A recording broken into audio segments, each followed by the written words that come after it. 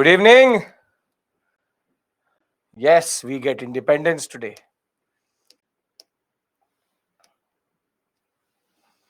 Good evening, good evening, good evening. I'm audible, right?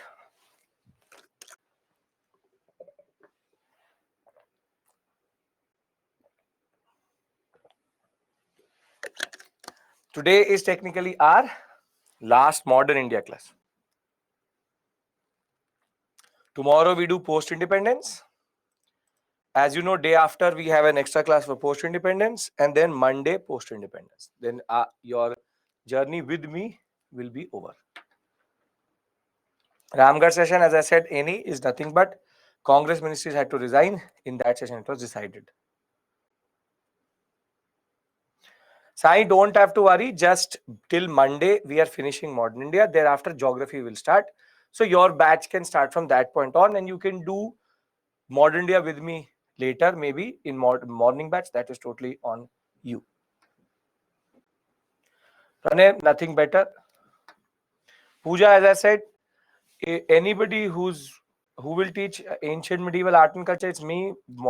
Ancient medieval art and culture, world history, and modern, all three me. Yes, it's your first class, Pooja, so don't have to worry. We are now in the process of ending Modern India. You just enjoy Indian independence today. For today and then Monday, from Tuesday, you will have your first class for geography.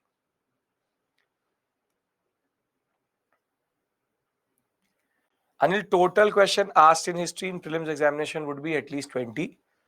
16 to 25 it goes. And in GS paper 1, it would be 3 to 5. So can't leave. Rahul Mukesh sir. Today we will get independence for sure. Don't worry.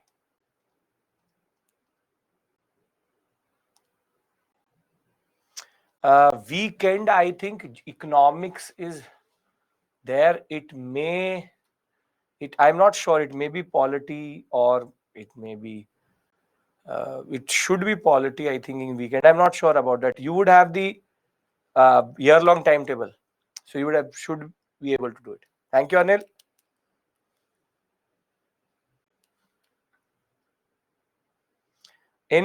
Irrespective of what editorial says, Netaji is, Mohan Singh is the founder of the INA.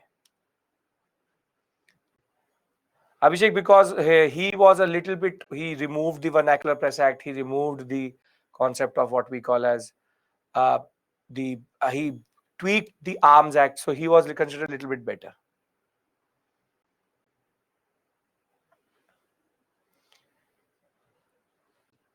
I will tell you what is the strategy and everything I will discuss with you. Don't worry. I have with me this book also. I've brought it in class.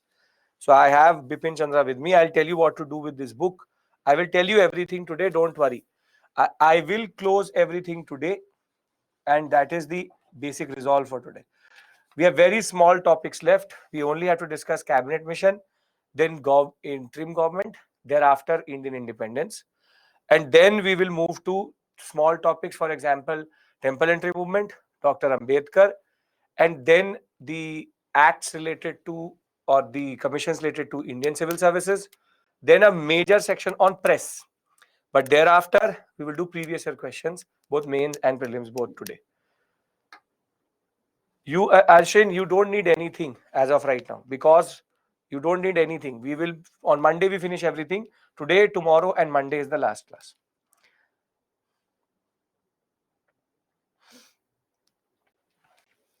No, Sai, you don't need to buy any NCRTs. NCRTs are always available on the website of NCRT for free. Yes, I have to give you timeline also, don't worry. Same, Nidhi, same. Saturday class, you will get an email by 6:30. Basically, it will be about the post-independence, 7 to 10:30 in the morning. Previous year questions, shall we do? Yes, we will not quit until we get independence. Yes, great. And on Saturday, I'll talk about post-independence. So we'll be talking about linguistic reorganization, linguistic states, and we'll talk about official language controversy. We'll also talk about answer writing. I will discuss with you how these different things change. Okay, so can we start our discussion for today? The PPTs always remain the same for all batches. I remain the same for all batches, so don't have to worry in that sense. Okay.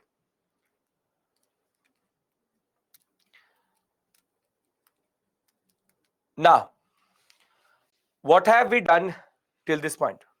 What have we done till this point? So, Varna, only modern. When I'll be done with more ancient and medieval, I will give you master timeline. Okay.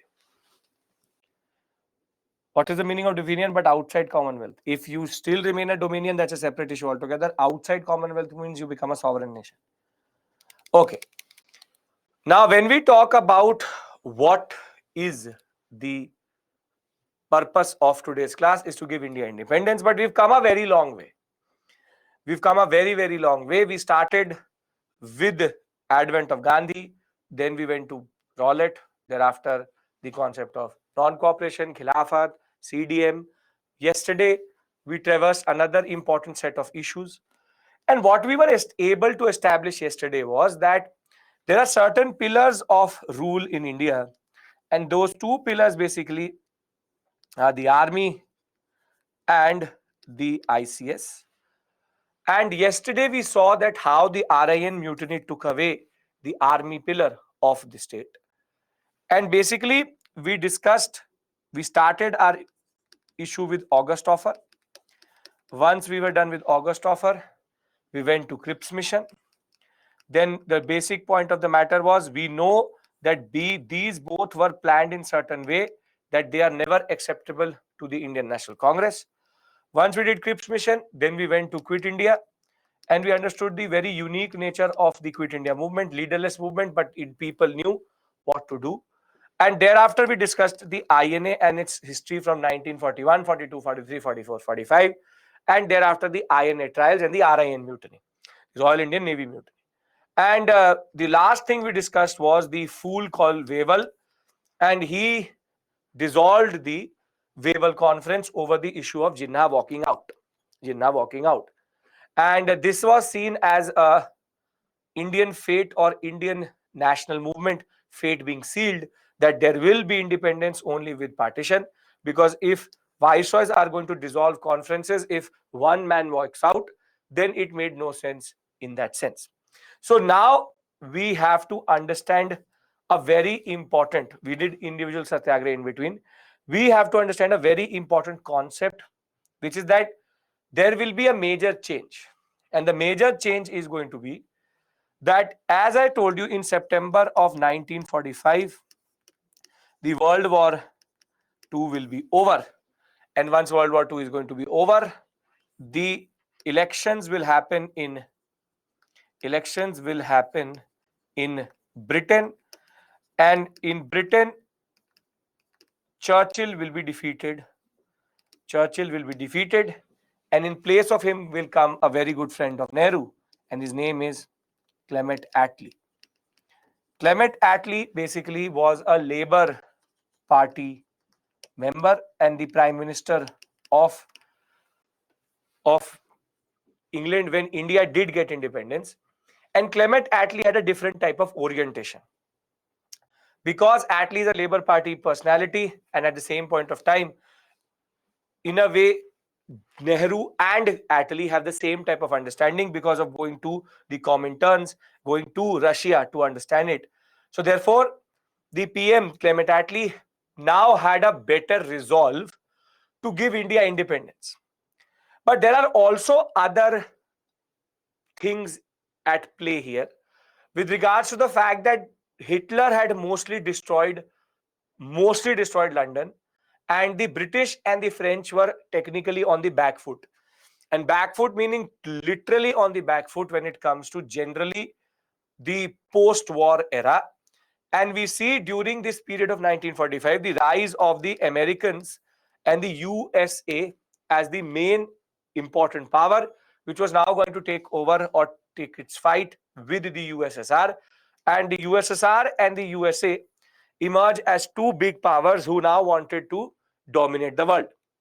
The basic point was Britain and France were now more or less ruined, and they ceased to be as powerful as they should be or were before the war itself.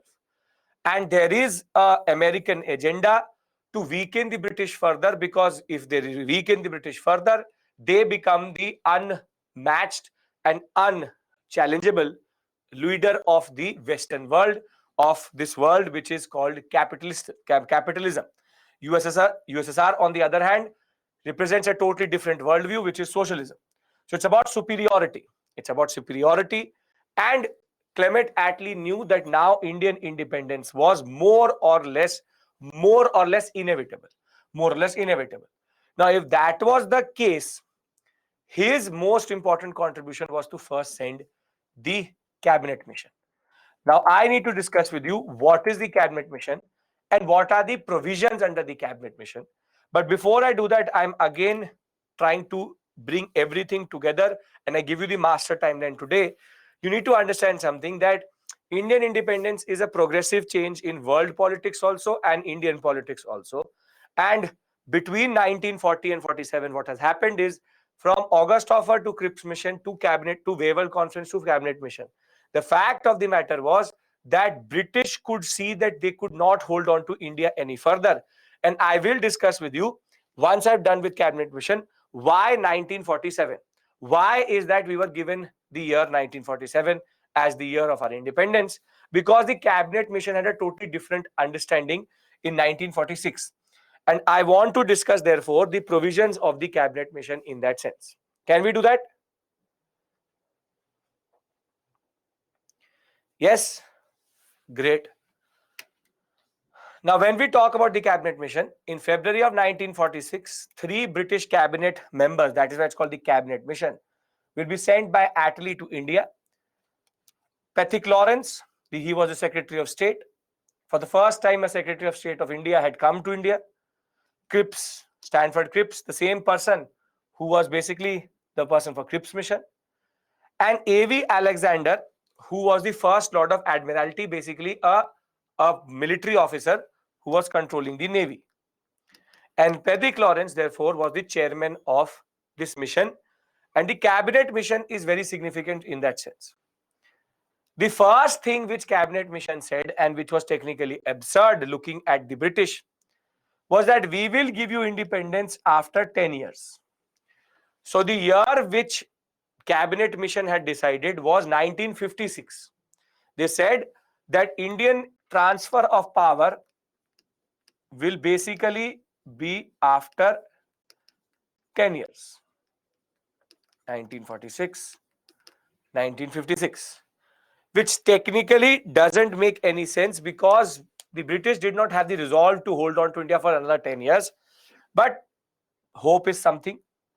But what is the most interesting thing with cabinet mission is that the cabinet mission first says one thing. And see, Attlee did not like Jinnah too much, but Jinnah had now become too important. And you will see the elections are going to happen under the cabinet mission and what he will be able to do.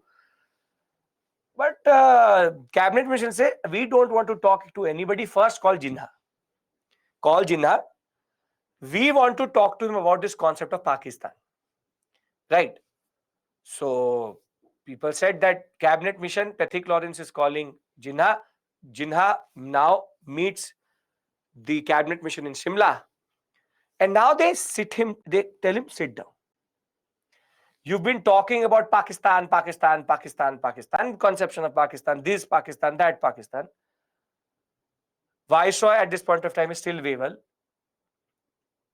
Now they ask him, okay, now we are ready to, okay, if we are ready to give you Pakistan, where is this Pakistan?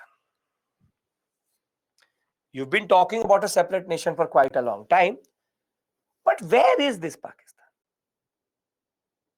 They said, this is Pethick Lawrence asking Jinnah, this is the map of British India. Tell us where Pakistan is. Where Pakistan is.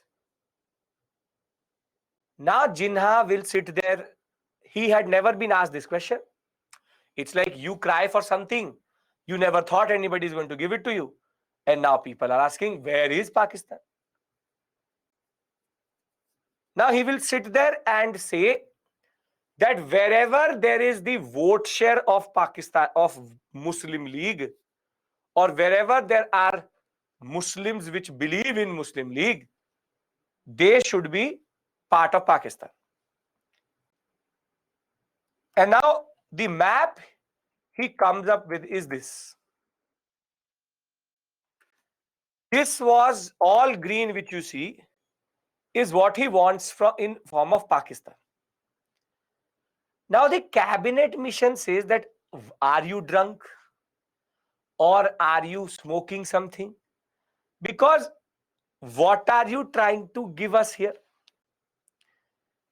Meaning wherever the pencil went, you just said, here is Pakistan, here is Pakistan, here is Pakistan, West Pakistan, East Pakistan, this Pakistan. Meaning Pathik Lawrence literally said that you are asking for a moth-eaten Pakistan. It's like there was a Pakistan and a moth or an insect ate it. So he's asking for Gujarat also, he's asking for whole of Northeast also, he's asking for whole of Western sector, he's asking for in between India, he's asking for parts of UP, he's asking for parts of Bihar, he's asking Sri Lanka also. Sri Lanka not even under the British. British said that, how do we give you Sri Lanka? You are asking for something which is not even under us. So you are asking for Maldives, Sri Lanka, Andaman Nicobar Islands, whatever. It's like a child sitting there and scribbling green color wherever he could do it, and then in between you asked it. Now cabinet mission literally said to Jinnah, see, we don't think that we can give you Pakistan, because either you don't know what you want, and what you're asking for is basically everything. So I can't have multiple Pakistans at this point of time, and you can't have not even geographically connected Pakistans. They asked, okay, how will this Pakistan interact with this Pakistan? There is no continuity. So he said that I want a corridor which will go in between. So they said that you want an international road between India only. So he did not know, and the cabinet mission literally scolded Jinnah. They said that you have lost your mind and you literally have no idea where you actually want Pakistan. Because if you go with your vote share also, and this is what Pathik Lawrence said, Pathik Lawrence said that neither are you in majority here and neither are you in majority here. Not what is called in the northwestern province, not even in the northwestern frontier province, not even in Bengal. Here you have Fazlul Haq, there you have Khiz Hayat Khan. So I don't know what you want. So basically the most significant thing which the cabinet mission did was that it said it's outrightly rejected the demand for Pakistan. It said it will create it will create proper destruction in India. It will lead to people dying. You are asking for places where there is still substantial population of Hindus. You have no understanding of what you want, and you should technically first go and wash your face and understand what you're asking for, because you don't have any idea what you're asking for. So Attlee was told, Attlee was in shock, and basically now one thing was clear, that Jinnah was holding power, but he didn't know what to do with it. Because they all are meeting every day. They will have direct action day. Pakistan we want. And where is Pakistan? What do you want? That is the basic point. That where do you get Pakistan? And this is why they outrightly said rejected Pakistan. They said, when you have the idea totally in your mind, go back, do your homework, and when you come back, then you tell me where you want Pakistan. So they outrightly rejected the clause of Pakistan. However, till this point, cabinet mission is okay. Till this point, cabinet mission is okay, because after this, the cabinet mission has literally dangerous concepts. So now can I discuss the dangerous concept within cabinet mission? as much as Attlee wanted to make it go forward. But I hope that you understand the absurdity of Jinnah. You now should be clear that basically Jinnah had no idea what he was asking for. So Pakistan was as much as an accident and where it is today, as much as Jinnah wanted something. It is just asking for something that I want this, I want this. You thought you will never get it. Now somebody is offering it to you, so you don't know what you can asking for. So basically, Jinnah is somehow totally lost about Pakistan. Not an issue. Now, if there was an examination, he was for sure failing it. Now, the next two clauses of cabinet mission are problematic. And the next two clauses are basically, first clause is that the cabinet mission said that now that we rejected Pakistan, we will create three types of provinces. We will create three types of provinces. The first type of province will be called Hindu majority province. Then the second type is going to be Muslim majority in West and Muslim majority in East. So they basically divided all of India into three parts, which is Hindu majority, the other is Muslim majority, but in West and in East. Now, till this point, also it looks okay. It looks okay-ish. But the most dangerous clause which technically cabinet mission proposed was that when India will be transferred power, or when a responsible government will be given power, after the first general election,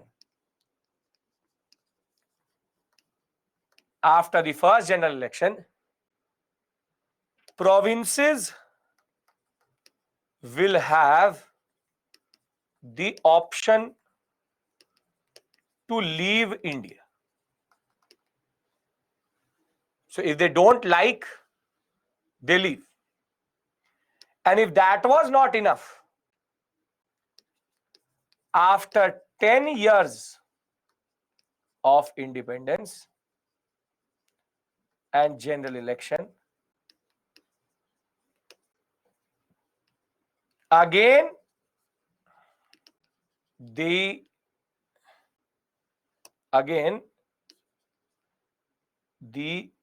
provinces will have option to leave. Now the INC said that, what are you trying to do here? You're technically giving us a bomb which first explodes after the general election and then after 10 years again explodes. So what the cabinet mission is technically proposing is that we will form an interim government, elections will happen, and the elections will happen in 1945-46 rather. And the concept was that once India will be given independence, you hold the first general election. Now, if nobody likes first general election, maybe United Province wants to be a separate country, maybe Central Province wants to be a separate country. So there is this partition clause, not in the form of Jinnah, but now provinces can exit the union at first instance when the first general election happens. And the second is, after 10 years, again they will have an option to leave. Now, basically, this is technically like selling a life insurance policy. That you first general election, you don't like it, you leave it. Then when you don't like it again, after 10 years, you review, you leave it. This is literally absurd. This is called the absurdity of the cabinet mission, and the cabinet mission itself did not realize it. And that is why it is not a coincidence that obviously Jinnah is going to reject the cabinet mission. His technical, literally, he was humiliated. Bejti ho gaya. Now, second was that Congress, very simply, were not ready to accept it, because what the Congress was saying is, why are you giving these provinces so much power? Why are you always obsessed with this Cripps mission type of mentality? And that is why Stanford Cripps was there, that you leave when you want, you leave. Well, you want to leave. Now, in a way, though Attlee was genuine, again, this is designed to technically destroy India eventually down the line. So, cabinet mission, first clause is we will give you independence in 1956. Second clause is that they reject the concept of Pakistan. Third clause is that they were trying to give us three types of these provinces. But it is the fourth clause which is the most problematic, that you can leave the union twice. And though the cabinet mission was rejected, the interim government will actually be formed under the concept of cabinet mission only. So Attlee was like, we'll see if we want to implement this option, but we will go forward with the concept of cabinet mission. And this is why, as you can see, be it August offer, be it Cripps mission, or be it cabinet mission, or be it Wavell plan, all four were technically designed to fail. And that is the basic point. That is the basic point. All of them are designed to fail. So, when we look at the provisions, whilst the concept of Pakistan was fully rejected, the logic was given that Pakistan so formed would include large number of non-Muslim population, 38% in Northwest, 48% in Northeast, and the very principle of communal self-determination would claim separation of Hindu majority Western Bengal and Sikh Hindu dominated Ambala from the Punjab itself would literally lead to deep-seated regional ties to be disturbed. They said that there's no way to dissect Punjab, because in Punjab there is Muslim population in both sides. Mountbatten is going to ignore this fact, but cabinet mission till this point was making sense. Jinnah was technically told what you're asking for is not possible. But it is from here that the cabinet mission starts to become problematic. So partition would entail economic administrative problems between communication between West and Eastern past, and in place of that, three types of provinces were actually proposed. Hindu majority provinces like UP, like United Province, Central Province, Bombay. Muslim majority provinces, for example, Punjab and Northwestern Frontier Province. And Muslim majority in the East and in the West. Till this point, it still makes sense. However, now will come the problematic set of the issues. Each group would form a separate constitution for their province and will collectively make the constitution. Now, this is a problem. Basically, there will be three constitutions which come together to form one constitution. The Constituent Assembly will be formed by provincial assemblies via proportional representation. Okay, no issues. Princely states were free to join the interim or remain with the British. So they are saying that you can have British India, but we will leave princely states being dominion of the British itself. A center with common defense, communication, external affairs. But now comes the most interesting and problematic aspect. After the first general election, a province was free to come out of a group, and after 10 years, a province was to be free to call for the reconsideration of the group or union constitution. Now, this is basically what is called the partition clause. The partition clause, because it is technically a problematic aspect of this existence. A problematic aspect of its existence, that basically the way cabinet mission was thinking about India was also nonsensical. So if you look at the clauses, the basic point of the matter is it is problematic. What is the issue, Sonam? The basic point is that in a way, this whole sector, this whole process is all nonsensical. So simply, Congress will reject it. They said, we are not waiting for 10 years. Firstly, this grouping concept is absurd. absence of elected members from Prince State. Obviously, League will reject it, and the grouping should be compulsory, and it should not be 3 constitutions, but 1 constitution. Now, this is what technically they had, which is take it or leave it, take it or leave it. So, first general election, a province can reconsider its position. After 10 years, it can again reconsider its position. Simple point is, this is a very messy system. And I think you all can understand that there is already an underlying lethargy or a basic way of making India not work.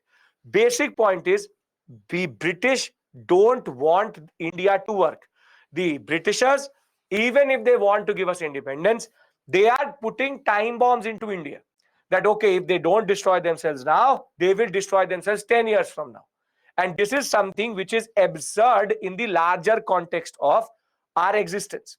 Why? Because they know that an India which is strong, and you see now there's an Indian prime minister or an Indian origin prime minister in UK. If that was any way satisfactory to us, the fact of the matter is, this is why the British never wanted a strong India, because a strong India is a superpower. We as Indians are a force.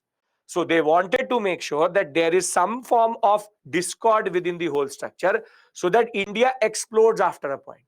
And this is why the cabinet mission is still considered problematic. Still considered problematic.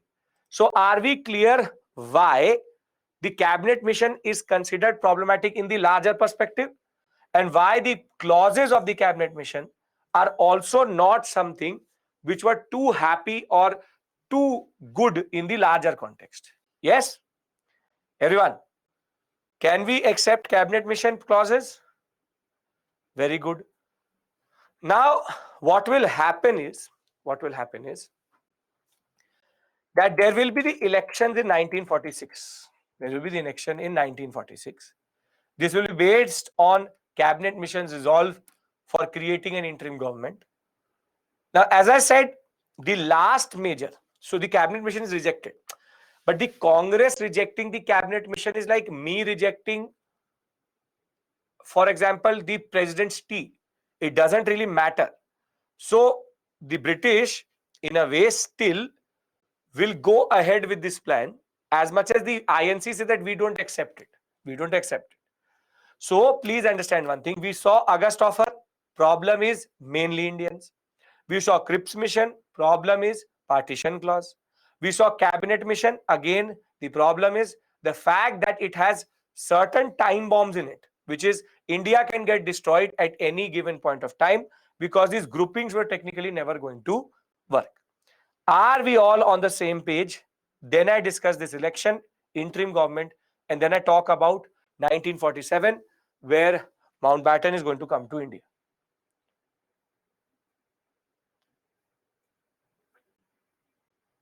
Yes, Arshita, in a way, in a way.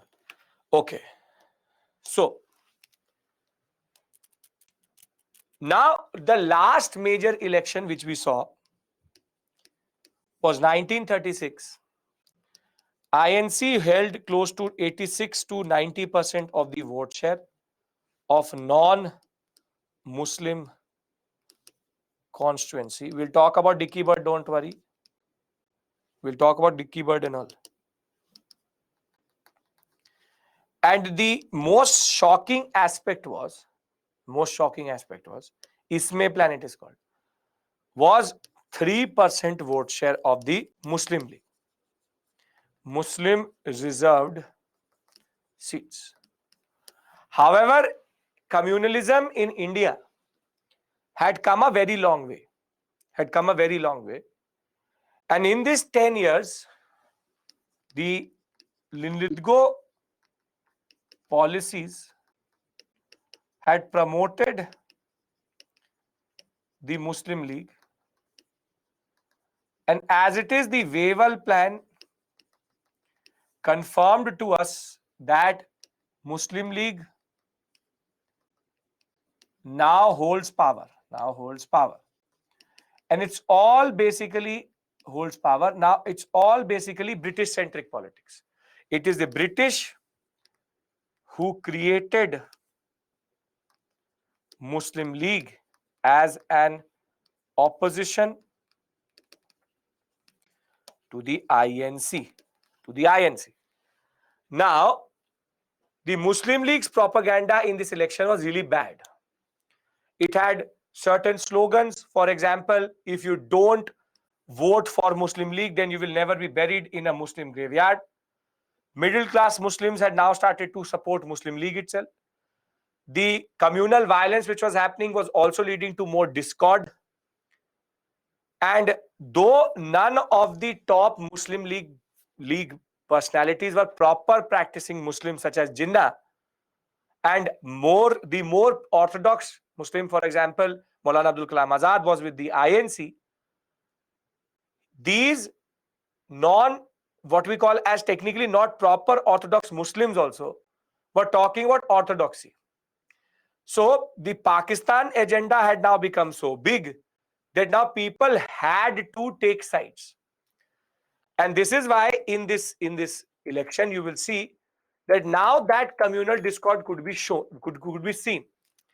While the Congress got 91% of all non-Muslim votes, captured 57 out of the 102 seats in the Central Legislative Assembly, and at the provincial level it got a majority except in Bengal, Sindh and Punjab, and it also went into or had coalition governments in the northwestern frontier province and Assam, where Pakistan was being claimed. It is here that the main change had happened. Muslim League's performance from 3% to 86.6%. All 30 reserved seats were captured in the Central Legislative Assembly. Now, this is something unprecedented. And this was technically a given that now Pakistan was going to happen either way, because Muslim League between 1936 and 1946 had become a hero. Jinnah, who had no power, who was begging the INC to technically make a government in 1936, now has 86.6% of the Muslim vote. The polarization was complete. Lilithgo's politics was now bearing fruit. The romance between Jinnah and Lilithgo had produced this concept, or this whole, in a way we say, Congress, the performance of the Muslim League was unprecedented. Now, in a way, this is also the fault of the INC, because the INC had an option to, in a way, absorb the Muslim League or at least dampen the Muslim League in 1936. It is the arrogance of the Muslim League and it is the arrogance of the INC in 1936 which technically created the Muslim League as a major opposition by 1946. The INC was very oblivious, too short-sighted in 1936, but by 1946, you can write it. It's a given fact that INC was short-sighted at this point of time. The basic point of the matter is the Indian National Congress underestimated the power of Jinnah and underestimated the power of the British with regards to divide and rule. Understand this point very, very clearly, that the Congress performance was always a given. The 102 non-reserved seats, they were doing very well. But it is the Muslim League which has now captured the imagination of the Muslims. And that was because the Congress did not allow the Muslim League to basically become a larger part of INC politics, rather alienated the Muslim League. So I hope you can understand that this performance is unprecedented for the Muslim League, and something which was not going to come as a shock, but was also the creation of the Congress itself. The Congress could have avoided this fate, but somehow it is the fate of India that this was the only way India was going to get independence, with the Muslim League. Now comes the whole hue and cry. Jinnah is extremely exuberant,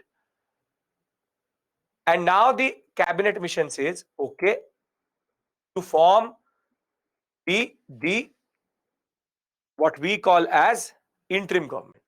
So it was based on this 57 and 30 seats. that the interim government was going to be made. So there's a very famous statement of Nehru in July of 1946 that India is now moving towards its fate. However, when it will come to the league will say no. Separate electorate still followed. That is why the reserve seats. The Muslim League will actually say we will not become part of the interim government itself. Will not become part of the interim government, and they actually boycotted. They boycotted the interim government in August when on 2nd September 1946 Nehru will be chosen as the head of the interim government. The interim government, because INC had basically the majority in the house, so they said that let's go without the 30, we can still make the interim government. In between, the league will do its drama, which is called what was called the concept of direct action day. Lad ke lenge Pakistan, that whole concept that we will fight for Pakistan. And Nehru had already said in July that India's fate is now manifesting itself. India will get independence irrespective of any roadblocks itself. But the Muslim League, even in the last moment, started to say no, we will not let Indian independence happen. So Jinnah could see that even when he's saying that I will not be part of the interim government, still the interim government plan is going forward. So he will do this whole drama, ladke lenge, this, that. The point is, still the interim government will be formed. And that is why when they will do this drama, by October of 1946, the Jinnah will join the interim government. So they did all this drama, and then in the end, in October of 1946, they will technically join the government itself. They will join the government itself. As you can see, in October of 1946, 5 Muslim League members will join, and they will also become ministers within this interim government. And all this dramebaji is going to lead to nothing. So let me repeat what is happening, because they are small events but very important. The basic point of the matter is that once the formation of the interim government happens in 1946, the interim government is now first formed on 2nd September 1946 with only the INC. Muslim League will boycott. However, once it comes to October of 1946, Muslim League will join. In between, they will try to spread communal discord. There will be whole dramabazi, but still Muslim League will see that they are still going forward. Still going forward. So, what have we done? We started with cabinet mission. Cabinet mission says elections. Election in turn leads to what? Election in turn leads to the concept of interim government. Interim government, Muslim League performance is extremely exceptional, and there will be very simply the concept of the Muslim League first not joining the interim government and then joining the interim government. Interim means transitionary. Are we on the same page?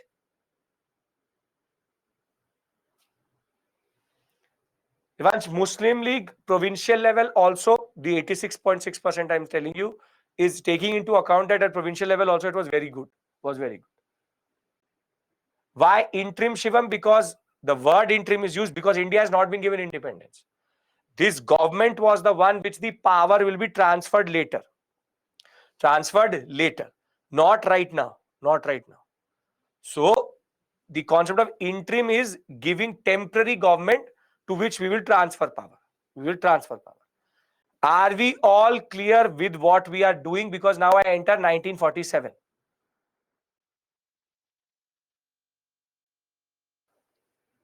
Muslim League initially did not join, later will join. Yes? I want everybody's consent. Yes? Okay. So, we will do previous year questions, don't worry. Cabinet mission, election, Muslim League's performance is exuberant. Interim government is formed. The government, basically, Muslim League will initially not join, and thereafter, they will join in October. Now, Nehru writes to Attlee. Nehru writes to Attlee. See, this interim government is based on not provincial elections. Central Legislative Assembly, Lok Sabha technically in that sense, how it is there. What is the meaning of interim? Temporary. Temporary. Now, Nehru writes to Attlee. And he writes to Attlee to say that Jinnah is doing drama. Jinnah is doing drama. And the drama of Jinnah is only delaying Indian independence. He first said he will not be part of it. He said he will not be a part of it. Then he said I will be a part of it. In August, he did this direct action day. September, the government was formed. October, they joined. And basically, Nehru tried to express his frustration with Jinnah's politics. And in February of 1947, Attlee will declare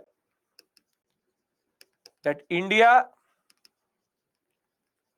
would be given independence in 1948 June. This was decided as the date for the Indian independence, 1948 June. Wavell was still the viceroy. But the first question is, why 1947? What is so important, and why is it that 1947 was considered as our year of independence, or when the British now became more or less convinced that they cannot hold on to India? The reason to it very simple. Trust on the army, bureaucracy, and the machinery of rule was not there. Second, very simply, the Second World War had destroyed the economy,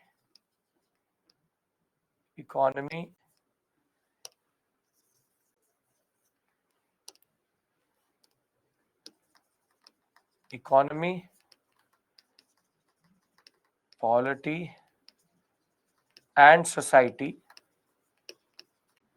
of the British. Third, there was USA pressure to decolonize. Why would the Americans want decolonization?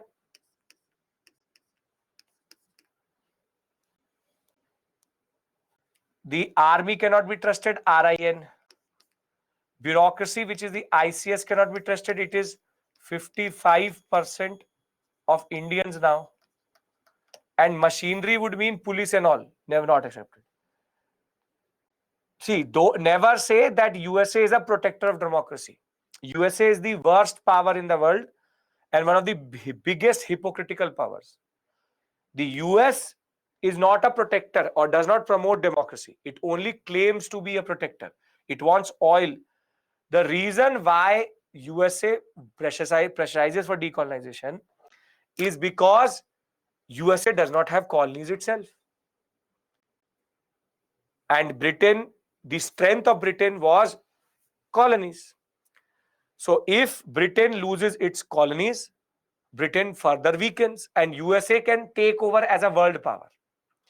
And this is the basic point. Never ever say that the British are or the Americans are a protector of democracy. No, no, no, no. They are the worst in the world. And they have only used democracy to destabilize all of West Asia. So we'll discuss that in world history. But the basic point of the matter is the trust on its own colonial machinery was not there. And Second World War will destroy the British itself. and the USA will also pressurize for decolonization. All was to emerge as the only main power. The basic point was Britain's strength was India, and they wanted to take away India. Why the US? Because the US now wanted its space in the world. They had found, or they fought the Second World War against Hitler. Now Britain was in no position to hold on to India. Simply, Britain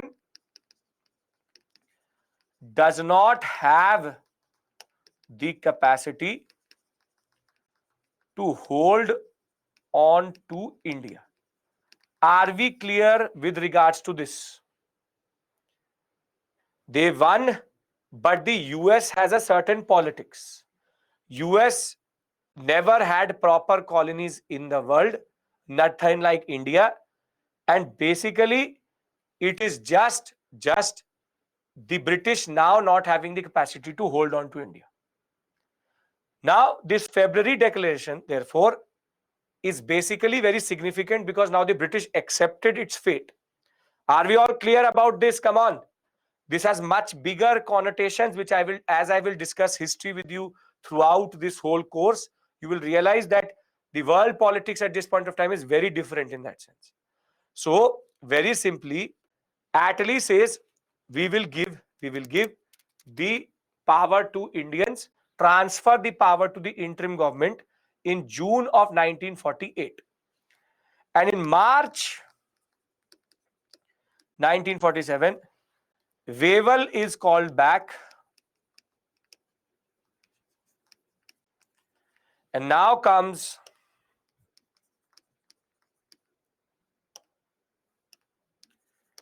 Mountbatten. Now comes Viceroy, the last British Viceroy, Viceroy Mountbatten. Now, Mountbatten's mandate, Attlee had sent Mountbatten with the mandate that basically you have to now figure out how do we give Indians independence. Because the cabinet mission plan was also very, very, very hard to implement. So now between March and May, there are two fools who worked on this, and their name is Ismay and Dickie Bird.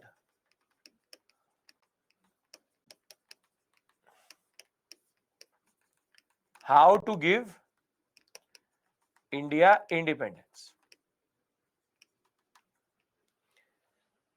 And Ismay and Dickie Bird, true to their name,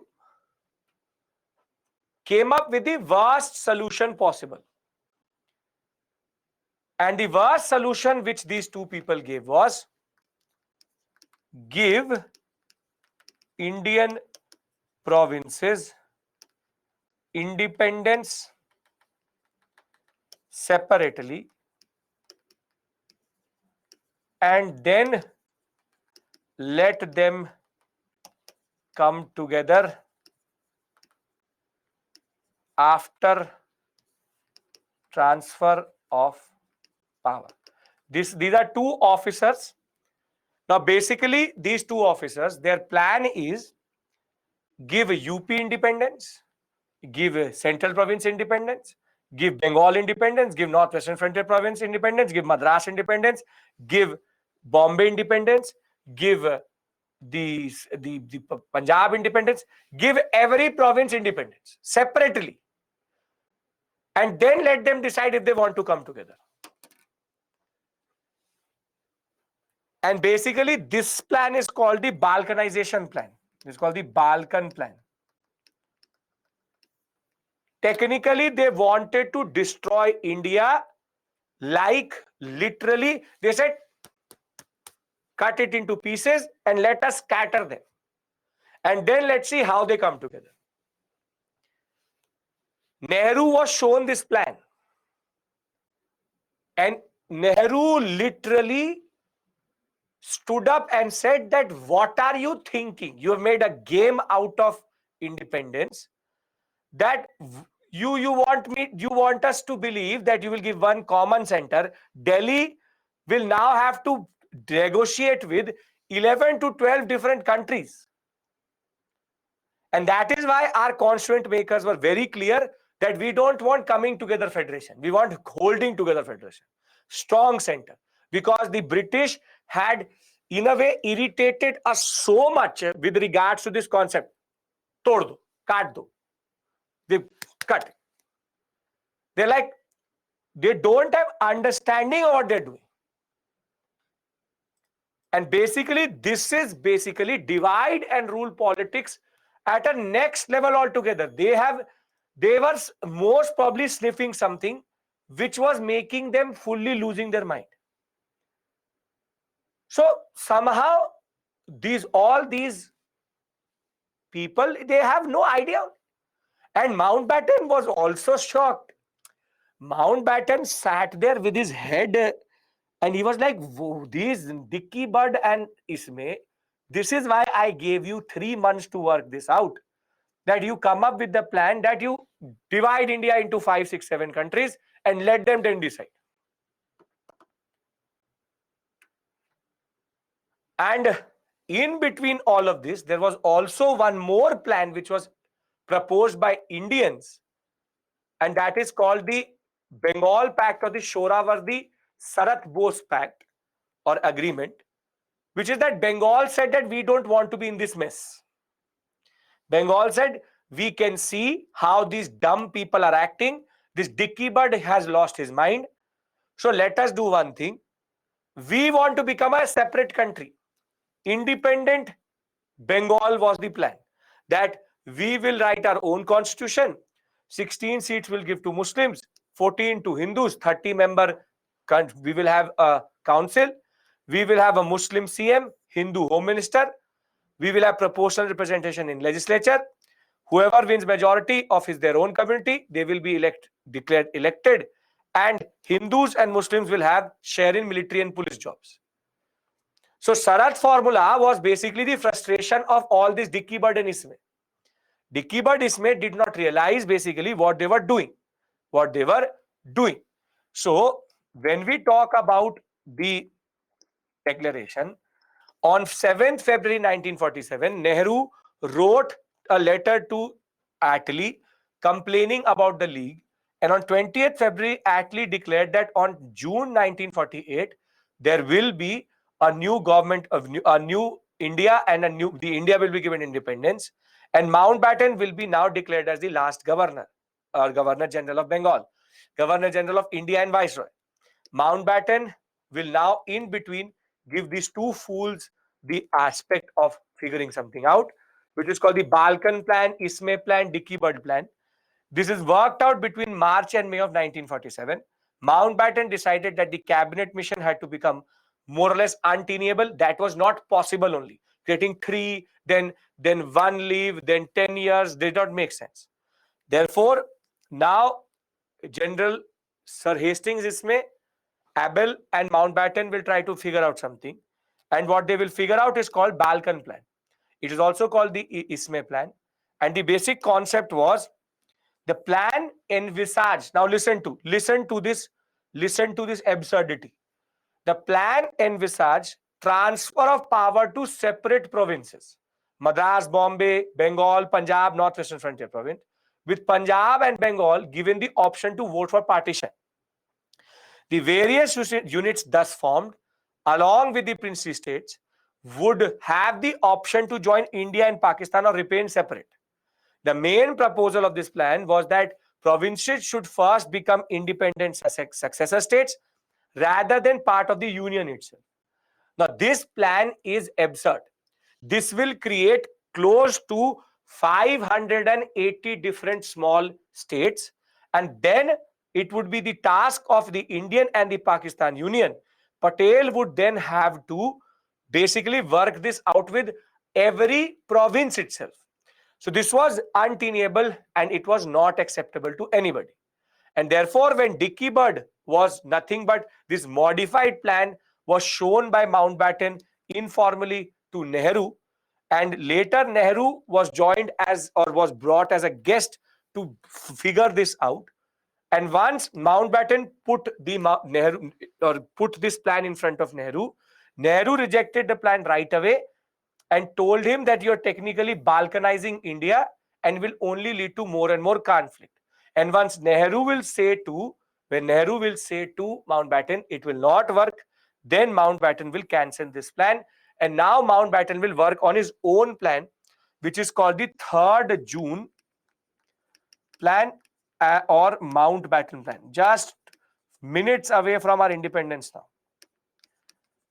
And under Mountbatten plan, what he will decide is that rather than creating all this mess, he opened the census data of 1941. And he said, what are the 2 areas which have the most or the biggest population of Muslims? In that, he saw Punjab and he saw Bengal. And now he said that India will be given independence and there will be a plebiscite, there will be voting in Punjab and Bengal if they want to go for partition or not. However, Mountbatten never applied this concept of the Mountbatten plan. And he said that a person called Radcliffe will now divide Punjab and Bengal. And that is going to be called the Radcliffe line. This is the first thing I discuss with you tomorrow when I discuss post-independence with you. But the basic point is, now the 3rd June plan was basically acceptable to everybody.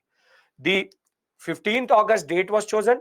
Mountbatten said to Attlee that there is too much communal violence, there is too much pressure. We can't go until June 1948. India will go into civil war. Create India and Pakistan right now. And what was decided was, if one group of Punjab and Bengal Assembly demands for partition, it would be done. Sindh would decide if they want to go for partition. Northwestern Frontier Province will have a plebiscite. If partition happens, Radcliffe will make a line and princely states will be allowed to either join the India or Pakistan or remain independent.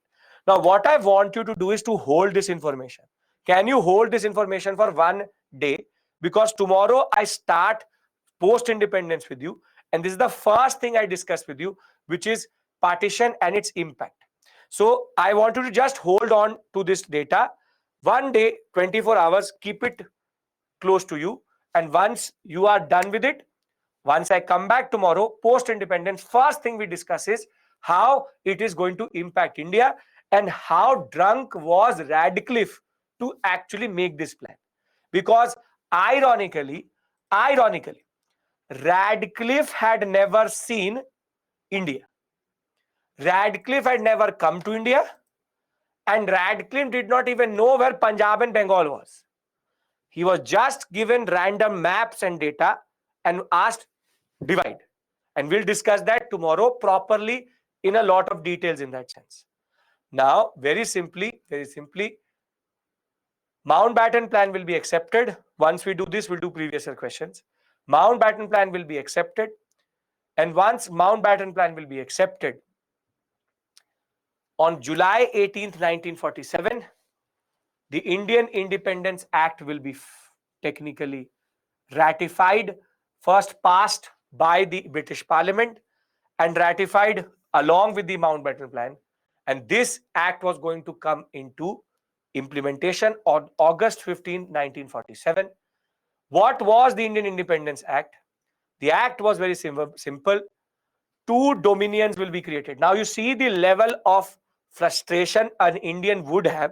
Still they are saying, act will create 2 dominions of India and Pakistan. Each dominion will have a governor general to be responsible for effective operation of this act. Thereafter, the Constituent Assembly of the new dominion was to exercise legislative functions. The Central Legislative Assembly and the Council of States, basically the 2 wings, the bicameralism at center was abolished. For transitionary period till a new constitution was adopted for each dominion, the government of 2 dominions could be carried out in accordance of Government of India Act 1935. Jinnah, he was drunk. He was like, give me something. So he became the first Governor General of Pakistan. But we knew that we technically don't have to learn these provisions. Understand this. But we knew that we have to deal with a person like Jinnah. So Nehru said, let Mountbatten be there. Mountbatten can deal with Jinnah. I don't want to go to this tension, man. We will keep Mountbatten so that he can at least deal with Pakistan initially. So India chooses Mountbatten to be Governor General, first Governor General, first Governor General of independent India in a way. But C. Rajagopalachari is going to become the first Indian Governor General. But Jinnah wanted power. He will get that picture clicked, which you see on the Pakistani money. Though he was not as healthy as that picture shows, but he was very, very keen to come to power, very happy. Basically, at this point of time, he did go to Nehru. He did go to Nehru and said that you take Karachi, give me Bombay. Nehru said 1906 to 1947. 41 years I have tolerated your nonsense. You go and you make your own country. Now you want Karachi, Bombay, you will exchange Delhi for Islamabad, Lahore for Amritsar. These things I cannot manage. You do what you want to do. You go, and Jinnah basically had lost his mind. He had TB by this point of time. He had TB by this point of time.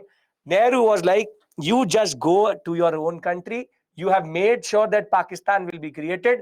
You should be happy. आज खुश तो बहुत होगे तुम, but जाओ. You go and make your own country. Because Jinnah still was trying to make a lot of things. First Governor General of India is Mountbatten. First Indian Governor General is C. Rajagopalachari. So basically, and very simply, finally, after 22 days of teaching, on 15th August 1947, we get independence. And with this, our adhyay called Modern India closes. Made sense?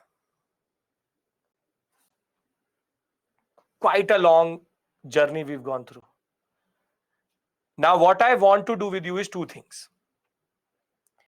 First, I want to give you a master timeline, which is something which you need to revise, what you need to do. And then I will do previous year questions with you. So once previous year questions are done, I'll give you the break. Then small topics are left, 3 of them. Now, paramountcy, I will discuss with you, Subarna, tomorrow when I start with the concept of Indian independence, because it makes more sense there. Paramountcy, I have to teach you either way because of the fact that I can't teach Patel's role without paramountcy. So don't have to worry about that. Now, basic point, what has happened? Mountbatten comes.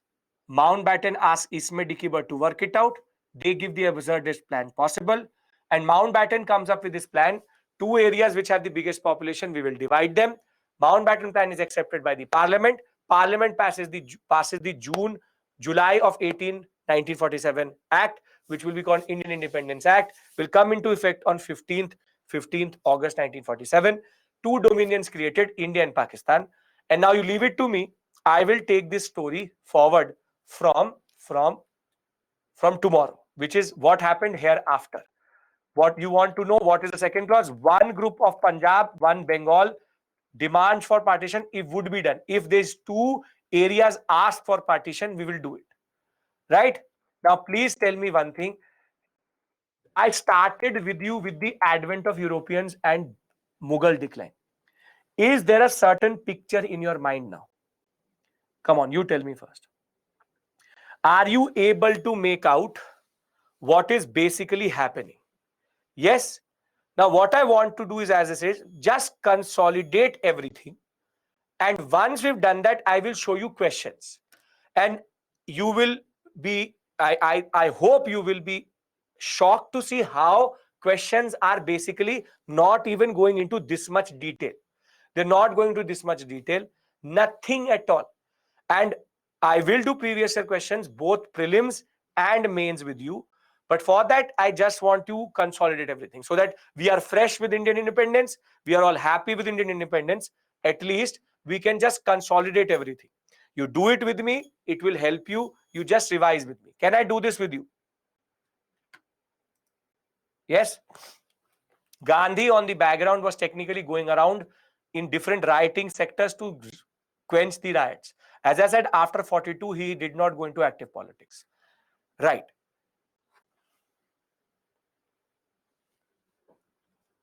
Yes, at the stroke of midnight, we get India's tryst with destiny. Okay.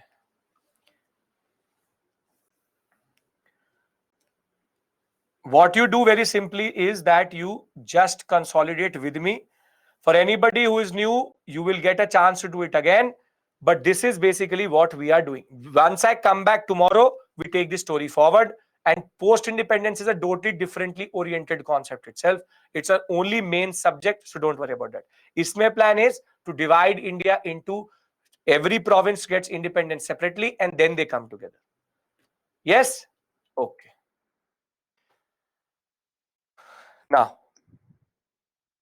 this is called a master timeline. When I will teach you in ancient and medieval, I will give you for ancient and medieval also. When I'll end medieval with you, I will create a master timeline from 2 million BCE till today. Dickey Bird is nothing but Ismay plan ended with Dickey Bird giving it the last major understanding. So these two officers, same plan itself. Bengal Pact, as I said, the Sarad formula was Bengal did not want to be part of India. It said that we will create a separate Bengal. Bengal is a separate country altogether, and we'll figure it out how Muslims and Hindus will go into governance. Yeah, can I give you the timeline? Are we all on the same page? They, Nidhi. Throughout this period, they. British are never us. British can never be us. Okay. So I will rather I will give you from Portuguese itself. Wait.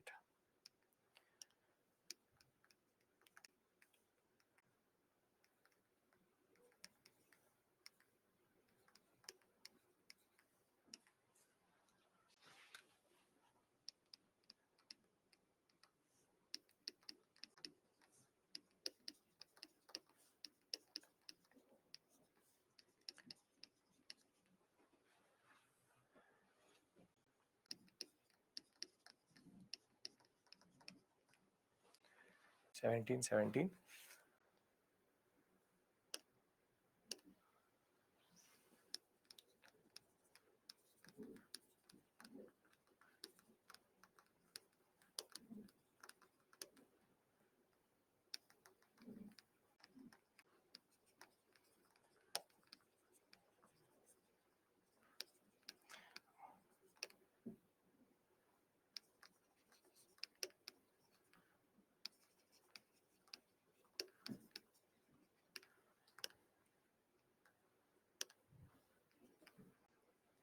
Shift of capital from Kochi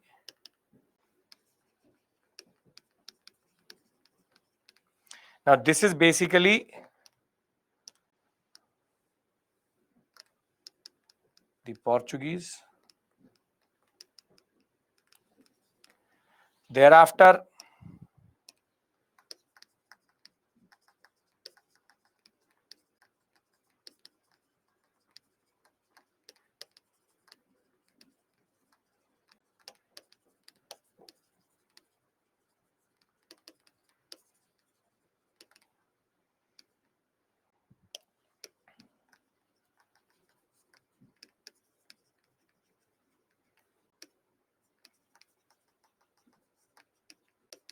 we'll discuss Goa and Puducherry both tomorrow.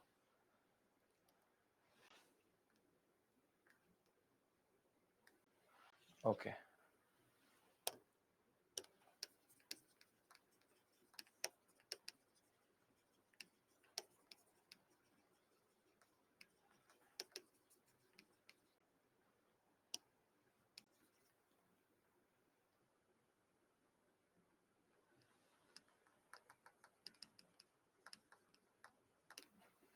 This is called Golden Farman, which is Golconda. This is Chandragiri.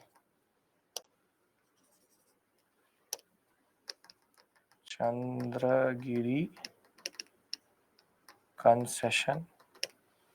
This is Madras.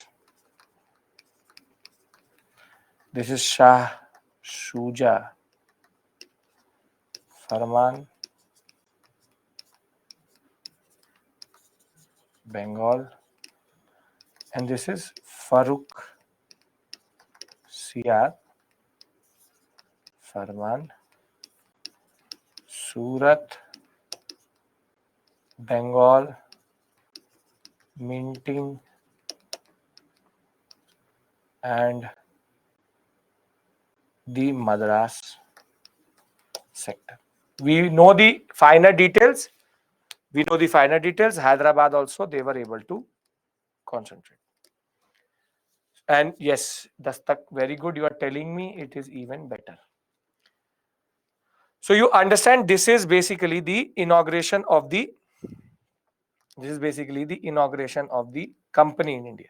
This is company rule or expansion. Now, Farman means order. Any issue here? I don't think so. You're telling me the aspects, obviously, it's not an issue. Now, then we go into the most important 1757, 1765, 1813, 1833, 1853, 1857, 1861, rather 1858, 1861. Now, this is Plassey, this is Buxar and grant of Diwani. This is Indian monopoly gone. China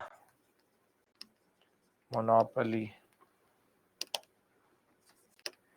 gone. 1853 is Charter Act and no 20 years clause. Revolt of 1857. Thereafter, Government of India Act 1858.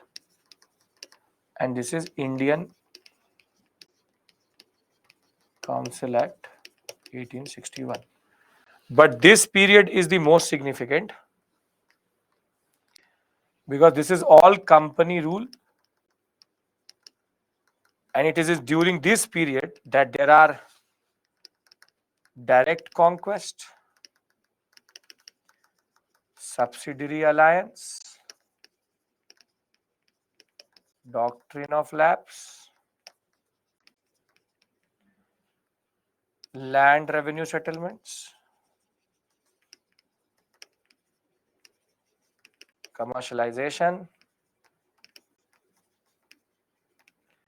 deindustrialization, drain of wealth, socio-religious reform, education policy, and very simply, this is all the period of what is called as company rule or company exploitation. Is also the period of tribal and peasant movement. This is the period of resistance. Period of resistance to rule. So we understand that everything which was happening in India happens at this point of time only, which is basically all Indian expansion and consolidation. Expansion and consolidation during this period only. Expansion and consolidation during this period only. Now, with the Government of India Act 1858, we have crown rule. We have crown rule in India, And the 1861 Act, in a way, is considered as the first moment of legislative decentralization, because this period was the period of legislative centralization.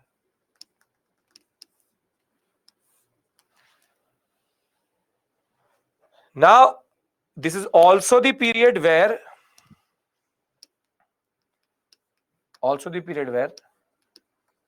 early nationalism was developing, and it is going to now come fruit in 1885. So you see, are you understanding that I'm not going into micro events? I'm keeping it very simple, and I'm going into the larger events which are very, very important for Indian history. If you will add clutter to it, which is add even more detail, it will become more problematic. So can we now go into the business end, from where the most amount of questions come? Okay, very good. So now our story becomes interesting. 1885, 1892, 1905, 1909, no, not 1909, but 1907, 1909, 19, we can go for 1910 is not important, 12, 13. Thereafter, 1915, 1916, 1917, 1918, 1919. Now, here what is important? Formation of INC, Indian Council Act 1892. This is two things: partition of Bengal and Swadeshi movement. Then this whole phase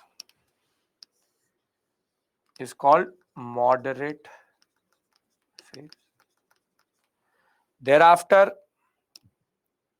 you have 1907 Surat split. This is Morley-Minto reforms or Indian Council Acts.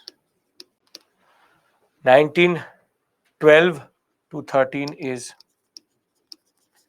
revolutionary activities in India and abroad. And if you add 14 to it, you technically get Ghadar movement.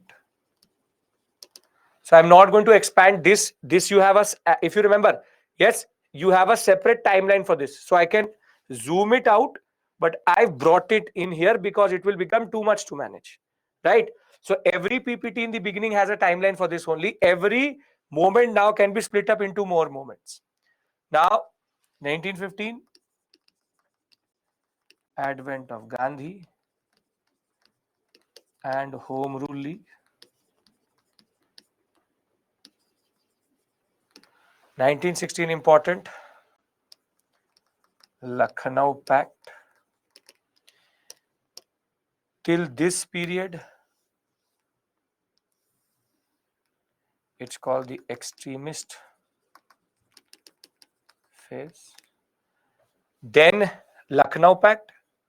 After Lucknow Pact, when these two come together, 17 is Champaran. Then this is Kheda and Ahmedabad. And then we also have Montague Declaration. So we have Montague Chelmsford Reforms or Government of India Act 1919. Now, I hope all of this is letting you consolidate everything which we've done till this point. Yes? Yes? Very good.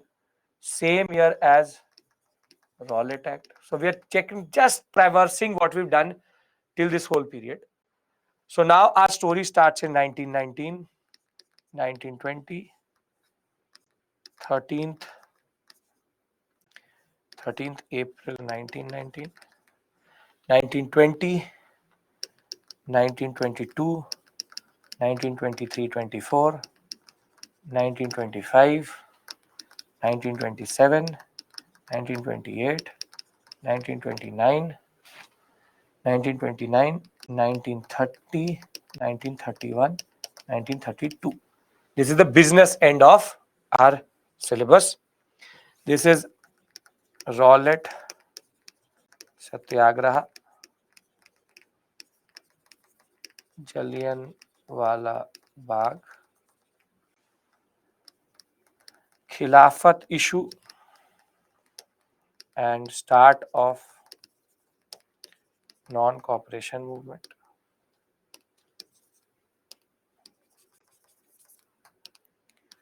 Non-cooperation movement.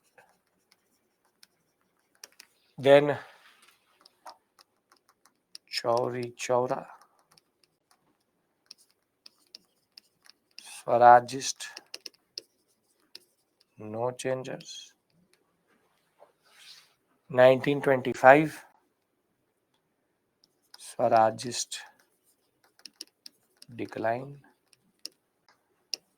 Simon Commission, Nehru Report. Now 1929, literally 3-4 things. You have Jinnah 14 points, Irwin Declaration, you have Delhi Manifesto, and you have Purna Swaraj Resolution, Lahore session. Now, one more important thing here, from 1927 to 29 period, it is SHSRA, and 1925 to 27 is HRA. Basically, this is the period of the revolutionary bodies. Thereafter, 1930, again a significant year. First Roundtable Conference,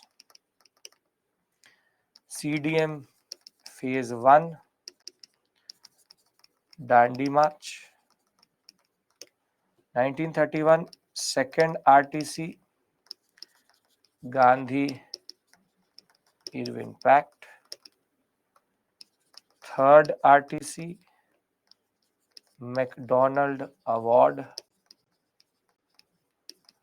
CDM Phase 2, Pune Pact. Yes. So till 1932 we've come. Till 1932 we've come. Now we go further. Everybody is following, and I hope you are finding this useful in some way. Simon Commission is 1927, not 1919. Yes. Okay. 1932, 33. Technically 1933 of no purpose to us, but 1935, 1936, 1937, 1938, 1939, 1940, 41, 42. So this is CDM Phase 2, Pune Pact, MacDonald Award, This is Government of India Act 1935. Thereafter, 36 and 37, elections and formation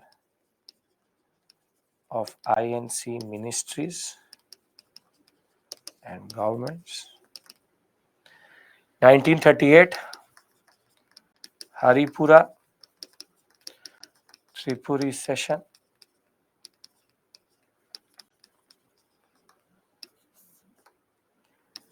Gandhi versus Bose. 40, Ramgarh session, August offer. Thereafter, 41, very important year, individual satyagraha, but also Mohan Singh forms the INA in Malaya. And 1942 is important because it is Quit India, Cripps Mission, Bangkok Conference, India Independence League. Grace, perfect. Very good. After this, we do previous year questions. So you are getting time to rejuvenate. Come on. 1943, 1944, 1945, 1946, 1947. Now, 43, Subhash Chandra Bose reaches Singapore. Formation of Azad Hind Fauj and Sarkar. 1944, Imphal campaign. Now multiple things happen in 45. You have a Wavell conference. Thereafter, World War II ends. INA trials. Thereafter, 44 you can add okay, Rajaji formula, Rajaji. C. Rajagopalachari formula. 46 will start with RIN mutiny. Thereafter, cabinet mission. Then elections of 1946. Formation of the interim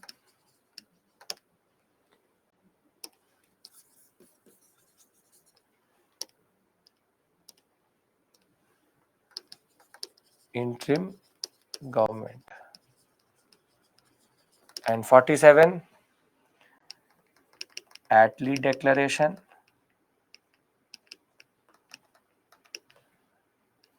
इसमें no, not इसमें. First Mountbatten comes to India. इसमें Dickey Bird plan. 3rd June plan. Indian independence.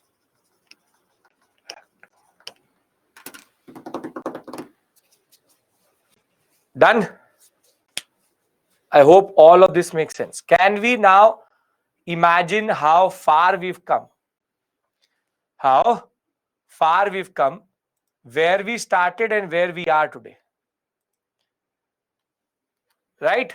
Clear, everybody? This is going to be part of the annotated PPT.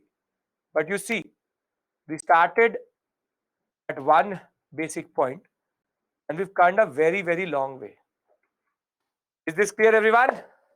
Come on. Yes?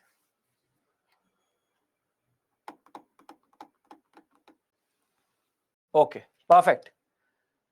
Yes, perfecto, perfecto.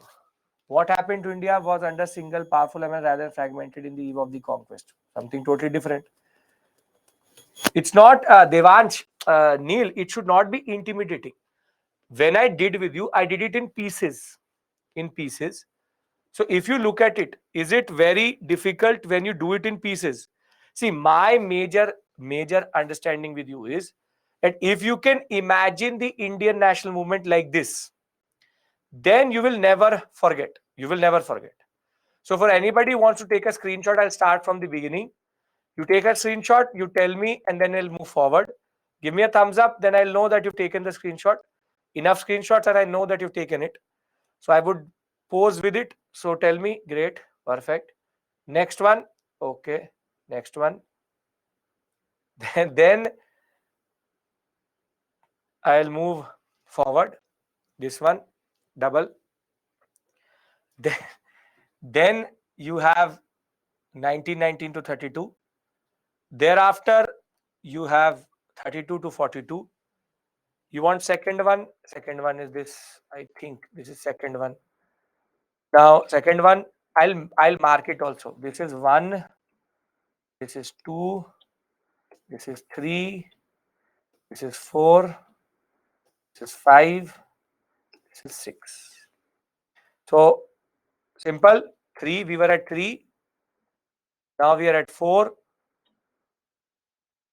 5. Everything will be part of the PPT. Don't worry. When you get it, you will get it. Yes. Now, are you ready for previous year questions? And then we move to the miscellaneous topics.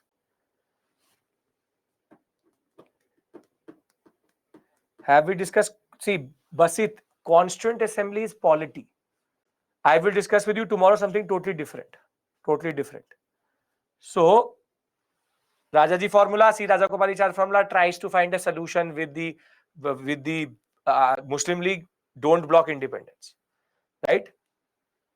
Right. Now, let's take previous year questions.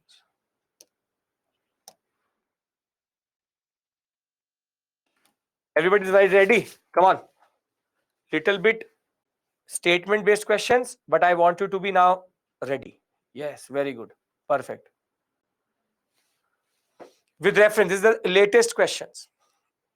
With reference to the proposal of Cripps mission, consider the following statements. Please read closely. Huh? The Constituent Assembly would have the members nominated by the by the provincial assemblies as well as the princely states. Any province which is not prepared to accept the new constitution would have the right to sign a separate agreement with the British regarding its future status. I'm giving you 45 seconds. Figure it out. We do poll today. Let's see how everybody performs. 4 options, 45 seconds. Yes, come on. Read the first statement closely before marking anything. Please read the first statement. I made two August offer Cripps mission on same slide. Please pay attention.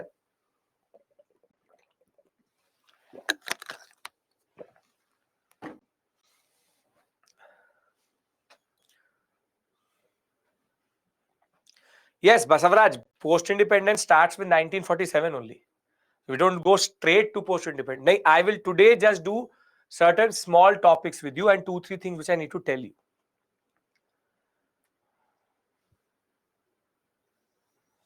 Come on, come on, come on. 38, 23, 27, 12%. Now, first you need to tell me one thing. Is this question very difficult or it's theoretical or it's conceptual? It's a conceptual easy question if you basically know the basic provisions. That is why from time to time I have been emphasizing this. Understand the concept. Now you see, the Constituent Assembly under the Cripps mission was going to be all Indian. But was the provincial assembly and princely state were going to be nominated. Nomination clause was there for the princely states, but technically it wasn't there for provincial assemblies. What was there for provincial assembly? Very good. They were going to get elected via the concept of proportional representation. What you have done, who has marked either C or A, you have not read the statement closely, because it says as well as. Says as well as. Second, any province which is not prepared to accept the new constitution would have the right to sign a separate agreement. Isn't this the partition clause which I told you? That Cripps mission and the concept of cabinet mission all have this concept that you can leave the union. So any province which did not want to be part of this new constitution can leave the union once the dominion status has been given.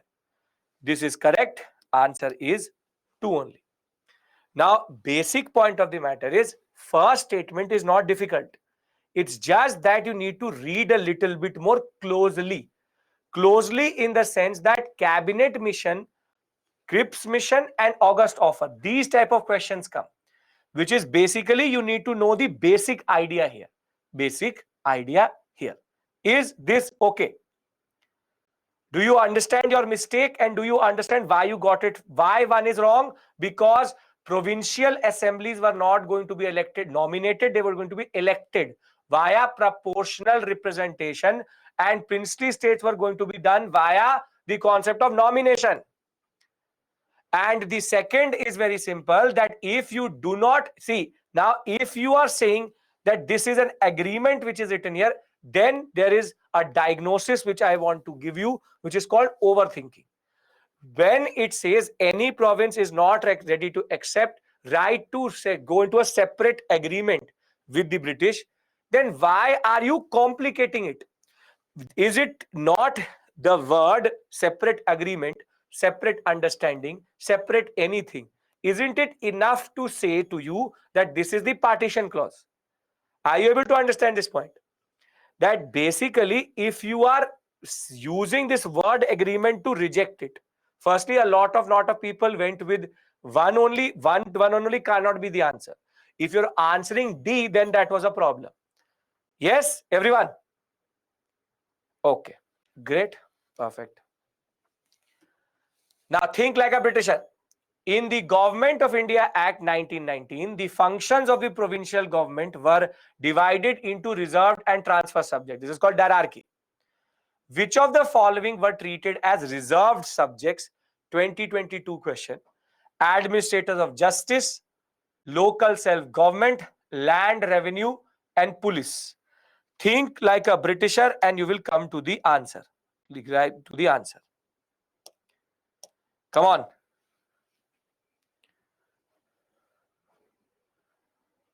I told you reserved and transferred. What is the concept?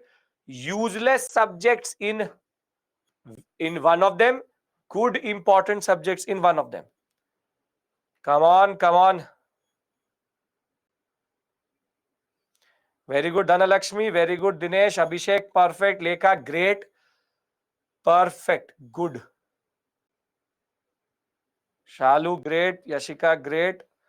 Subhash, Darshan, getting something wrong. Aarti, Krishna, great. Anushain, again, overthinking. Chaluvadi, Parth, Zara, Salam, great. Wow. 70%. We are on the high of the Indian independence. 12, 11, 78%.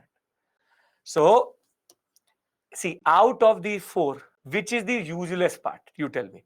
Will the reserved means executive council plus governor. It has to be pro-British. So, administrator of justice, they will never give. Revenue, so they will never ever give. And police, they will also never give.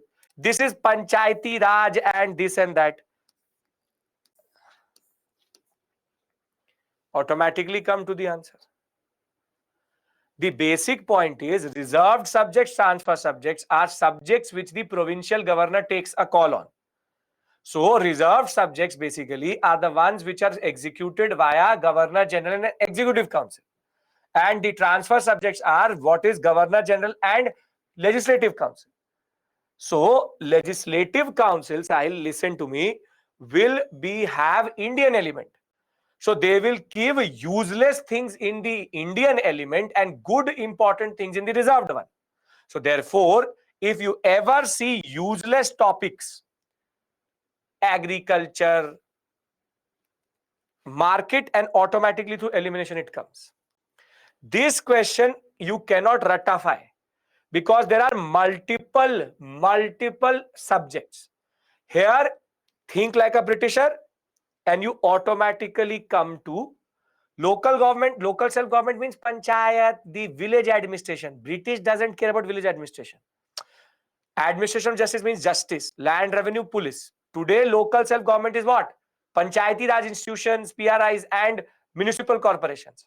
So, will the British actually care if there is panchayat happening at the lowest level? Obviously not. They don't care about that. So, who takes decision on transferred? Governor General plus legislative councils of the provinces. Okay. Can I move forward? Are you able to understand the type of questions which are coming? These are not difficult questions. These are just simple understanding based questions. Okay, now let's see how good you read. Consider the following statements. Now 2022, all questions have been covered. 6 questions were there. 3 I did previously, 3 I did today. The Montagu Chelmsford reforms of 1919 recommended granting voting rights to all the women above the age of 21. The Government of India Act 1935 gave women reserved seats in legislature. Now, this is based on a very important concept I told you. Now, let's see if you are able to decode the answer or not. Decode the answer or not. Come on. Governor plus Executive Council, reserved subjects. Governor plus Legislative Council, transfer subjects. Very good, Pankaj. Great. Pankaj, Abhishek, Tushar, Kunisha, Aarti, Praveen, Suraj. Thinking like a Britisher. People will ask for independence from you. Yashovarman, Shefruddin, Prince, Labdi, Great, Parth, Zara. Understand? A lot of you are overthinking also. B, C, D, A, B, A, C, D, Neil, Dhanalakshmi. Great, great. Wow. Shweta, overthinking. Diagnosis, Dolo 650. Overthinking. 8%, 57, 12, 22. Now I knew that D will get 22% for sure. Because a lot of you are forgetting why I put in the time to explain to you what is reserved subject joint electorate, reserved subject separate electorates. Now, first statement is basically absurd. All women above 21 age. This is called an extreme statement. This is called an extreme statement. Makes no sense at all. It cannot be possible only. And as it is, there was no clause to grant anything to anyone. So this is basically not even true.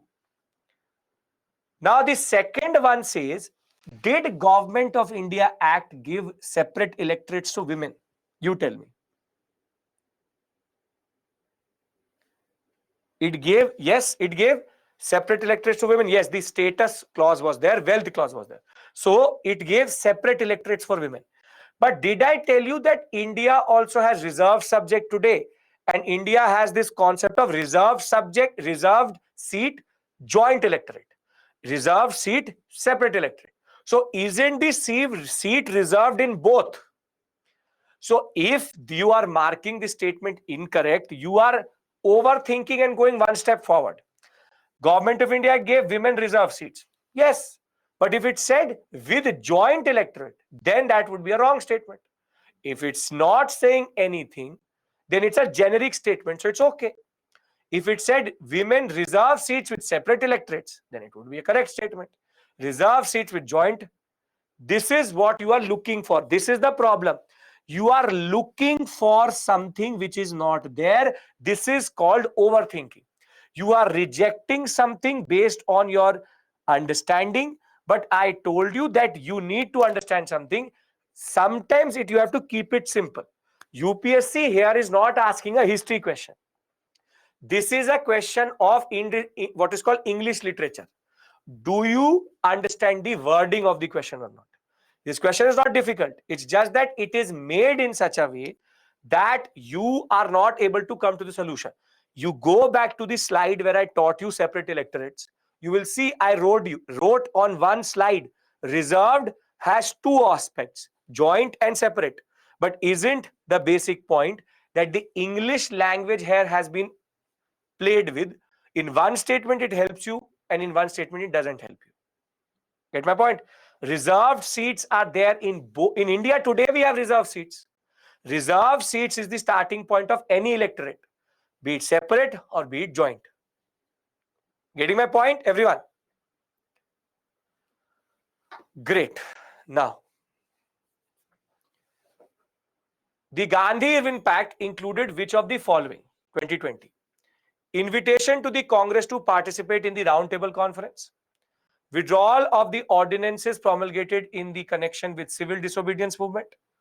Acceptance of Gandhi's suggestion for inquiry into police excesses. Release of only those prisoners who were not charged with violence.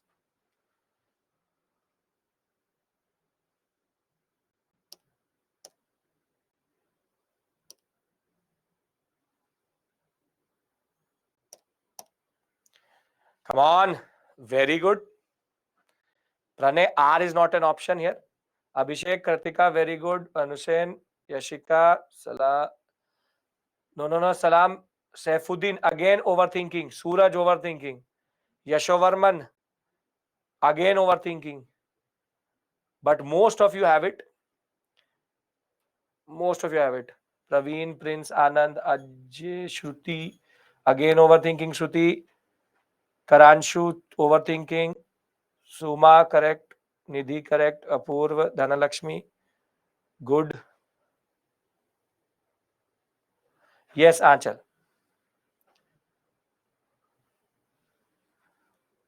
60%. First division. 21, 60%, 5%, 13%. Now, please understand this point to me. Tell me one thing. There were only two provisions which were not accepted by Gandhi, which is were not accepted by Irving. One, commutation of Bhagat Singh's death sentence, and second, police excesses.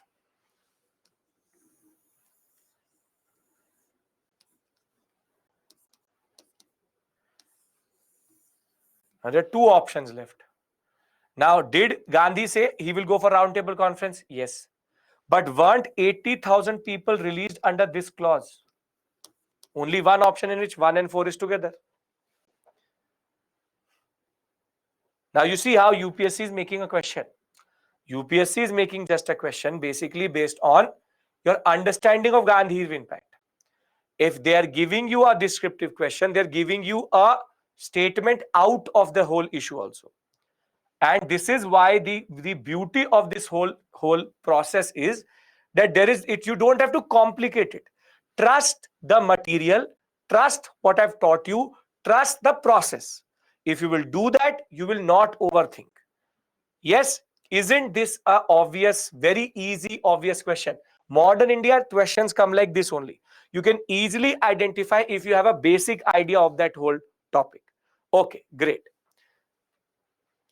Now, technically, I know you don't know the second one, but you can still do this question. Consider the following pairs.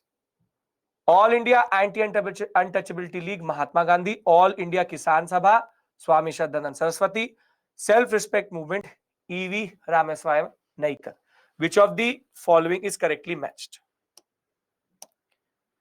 Here I'm giving you 30 seconds, not that much time needed.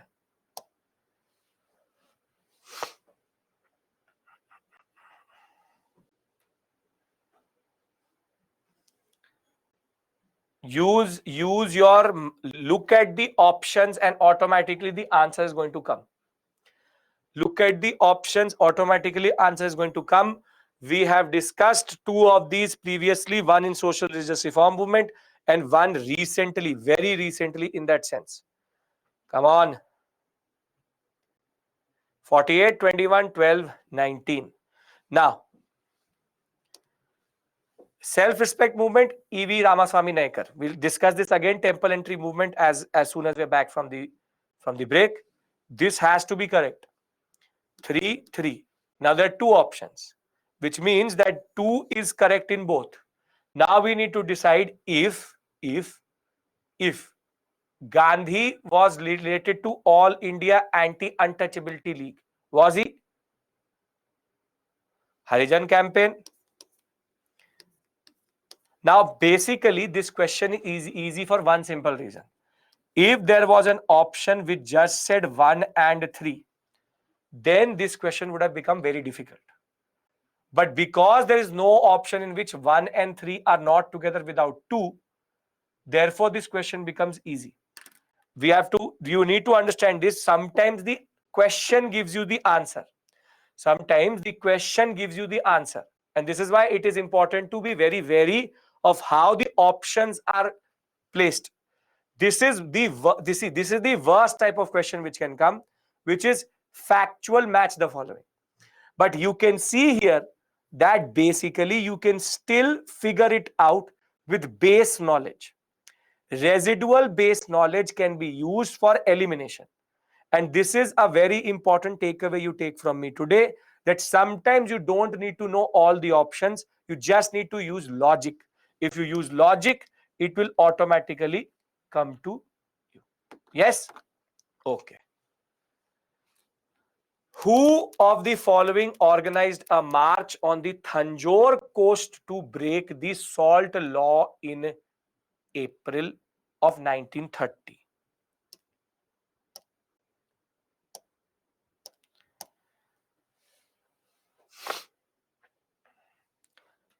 Anushika, why are you answering that option?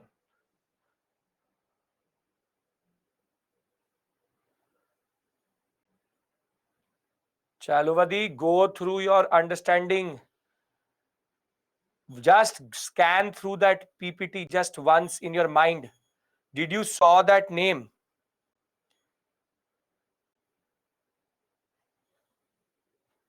(54, 25, 11, 10). Now, I told you there were 3 salt marches. Gandhi, C. Rajagopalachari, K.K. Nair. Now, is K.K. Nair given here? No. C. Rajagopalachari on Tanjore coast, K.K. Nair on Malabar coast. Chidambaram Pillai is related to civil disobedience but not a salt march. K. Kamaraj we will discuss tomorrow or day after, which is he is one of the persons who is related to the syndicate against Indira Gandhi. And Annie Besant will never do a salt march. She is Home Rule League movement. Now this is a factual question, but this is a very easy question. Only 3 names are there. It would have been difficult if K.K. Nair was given. But basically people were marking C. You are confusing Nair with Kamaraj. Right? Done? Want to see the leaderboard? Then once we do all the things which we need to do, we will do then the mains questions. Okay? Leaderboard. Okay, leaderboard. Okay. Gulam, Sachin, Aman, Pooja, Shaimil, Subarna, Anil, Prince and Divya. Very good. XY, Neha. I don't know why you kept the name XY. Samartya, Ravi, Kishan, Nidhi, Anand, Parth, Labdi. Very good. One question wrong. Aman, Deepika, Jeevan, Kumar, JM. So simple point is that I hope you take away something out of this discussion, which is that it is not difficult to answer questions if you have base residual knowledge. That is the only thing which I want to discuss. Don't go by ranking, don't go by anything. I hope this whole process, at least, I'm going to take a break now, at least give you some confidence. 1 right, 2 right, 5 right, 100 right, does not matter. At this point of time, you have not discussed you have not revised anything. If without revision, you are still able to basically work it out, don't get demotivated. Rather get encouraged that I can simply just revise, and very simply, I don't have to go anywhere else. Can we come to the conclusion that without revision, without anything, if you go through the slides again, and the slides in themselves are more or less complete, you can answer any of these questions, right? Yes or no? I don't want you to get demotivated in any way or form, because you are doing something extraordinary. Have you ever studied modern India before this? Have you ever gone through so much? Never. I have taught you for the first time here. You are here with me, and you've only spent basically certain amount of time in class. If you are still marking it wrong or right, it doesn't matter. At least I hope the fear of modern India is gone. If that is okay, then I give you a break. I don't want anybody. PPTs are enough. My understanding, which I've trying to give you, is enough. Understand it. If you will understand modern India, you will never have to learn modern India. Right? Basically, if you revise with me, I do multiple revisions. If you are able to revise it, it will make sense to you. Perfect. So it is 7:02. We come back at 7:12, and we will then start miscellaneous topics. Once I've done with miscellaneous, I will go to the modern India mains questions, because mains questions we have to see something more than that.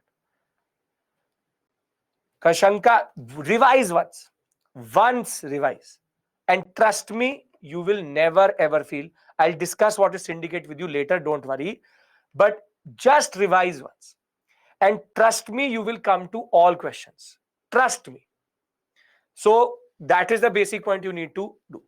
Be too correct. Pritam, with you mostly not able to follow the larger context, still getting too correct is very, very good. 1 correct, 2 correct, 50 correct, 60 correct. Nobody has to become overconfident. Solving previous year papers are only to see a guiding light. Don't have to actually complicate it. Simple. PPTs, revise. I will give you a strategy also. I will just say one thing to you. Please don't get demoralized. That is not the purpose of this process. I'm just going to say that to you. Demoralization, no. Encouragement. You started your journey, and you are at this point that you can at least tackle these type of questions. Perfect. Thank you. I will see you at 7:30. We have to, yes, what is the takeaway? Takeaway is the questions are not hard, conceptual. That's it.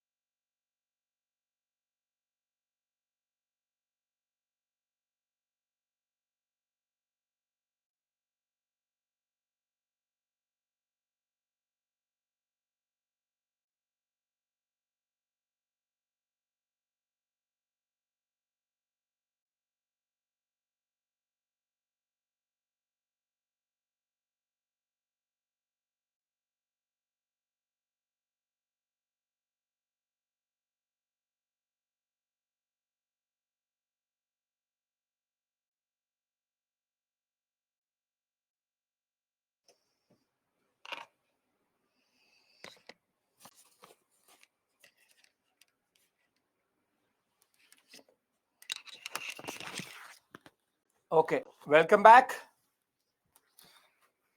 Yes, Shruti. I will tell you. I'm going to talk about that only right now. And then we'll talk about these miscellaneous topics.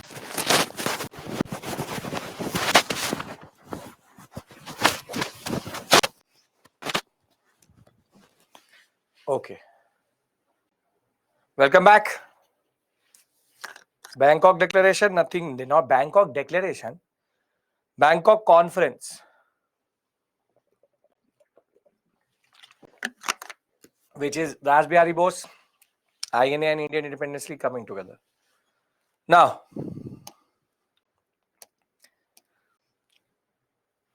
there are two things which you need to understand here. Firstly, I hope now everything is making sense. The fog over modern India is gone. You understand the subject and you understand how to approach it. Now, what is more important here is what to do now. What to do now. And then I'll go into temple entry movement. Now, please understand one thing. What is going to be a strategy now? Your strategy is going to be very, very simple. The strategy is, we know all the annotated PPTs are your notes. So you don't need to make notes. I am making notes for you in class itself. Strategy very simply is, you read the PPT and you learn the PPTs. This is phase one. This is phase one. Phase one is learning the PPTs and simply trying to understand what is happening or in the different areas. Yeah, every faculty will tell you what to do. So I am telling you what to do, which is for modern India. For modern India, I am telling you to just go through the PPTs once more.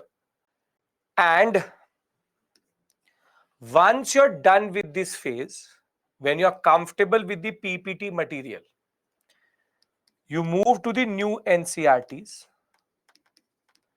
which is 8th class and 12th class part 3. Learn them not by heart, only understanding. There are certain facts you need to learn. There are certain understandings you need to learn. Learn the PPTs in the sense that two aspects here, facts and concepts. For 2023, 24, 25, anyone. The PPT, learn the PPT, facts and concepts.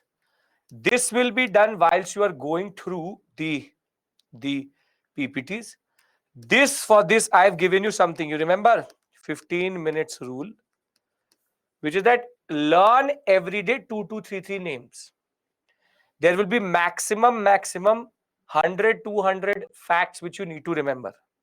If you actually go through them in a very systematic way, and because there is recurrence, you will easily be able to actually go with the 15 minutes rule and cover all the facts. On the NCRT website, everything is free of cost available for you. And here you are not going to learn, you are going to read the NCRTs. Phase 2 is basically revision. And I don't want you to sit with the NCRT for 4 hours and read it. 15 minutes rule is very simply, every morning and every evening, 15 minutes for modern India, you learn certain amount of facts. 2 facts, 3 facts, 4 facts, whatever you are very, very comfortable with. Throughout the day, you revise, you try to recall them. And in the evening, if you don't recall them, then revise and learn them again. You will start with 2-3 facts. As you will become more and more comfortable, the list is going to become bigger and bigger and bigger. There are facts, for example, what is this, what is that, what is the year, and there are concepts. For example, land revenue settlement. It's a conceptual aspect. Commercialization. Again, you can use NCERT fundamentals. That is also enough. But the basic point of the matter is revision. I'm asking you to read the NCERTs, not learn them. There's a difference between learning and reading. Learning is when you sit with it and actually pay a lot of attention. Vishwa, you can use that. And second is, I just want you to go through it. Okay, this is given. Okay, this is given. Okay, I have seen this also. I know this also. Okay, this is something new. Let me read this part. Then this, then this, then this. Making notes is not necessary. Making anything is not necessary. Read it. Like Harry Potter, read it simply. And if you have now, if you have time, for example, you're 2024, 2025, you can then go to Bipin Chandra. Then go to Bipin Chandra. Again, read it, not learn it. This is your revision second. Now, if you look at the larger strategy, you need to understand one thing. I'm asking you to learn from specifically the PPTs, but I am asking you to simply go through the NCERT and Bipin Chandra as a random book. As a random book. I'm not asking you to learn each and everything. No, no, no. I'm asking only to go through it basically. If you want, you can integrate tablet courses. That is totally tablet videos. That is totally your call. But my understanding is, you know how to read a novel. Do you learn a novel? You tell me. Do you learn a novel? A fictional novel, a storybook? No. So it's a leisure reading. Same way, leisure reading here also. Leisure reading here also. But most important, bare minimum, have to go to the PPT and NCERT. That is a must for sure. That is a must. Bipin Chandra, you will realize I have this book with me here. Technically cannot suffice as your main book. Because this is, see, why do we say to read Bipin Chandra? Because basically, that is totally your call, Muhammad. Basically, this is the old NCERT. A lot of people say, no need to do old NCERT also. And see, if you look at it, I'll read out the chapters for you. For mains, again, the PPT is enough. You go through the PPT, Rahul, any answer of mains you can answer. I have made the PPTs out of 6-7 different books. It is more than enough. Srinivas, that book is again third, comes third. PPT plus NCERT, any other book, be it Bipin Chandra, be it Spectrum, whatever you want to use, is third in this list. Revision happens from books, not PPT. Annotated PPT is more than enough to do anything. Now let's survey. Decline of Mughal Empire. Done. 18th century, Hyderabad, Carnatic, Bengal, Awadh, rise and fall of Maratha power, socio-cultural economic conditions. Nothing new. European penetration. Now the problem with European penetration is it deals with Portuguese, Danes and Dutch in very simple or very low way. Don't have to do that. Then structure of the British Empire, socio-cultural awakening, revolt of 1857, administrative changes, economic impact.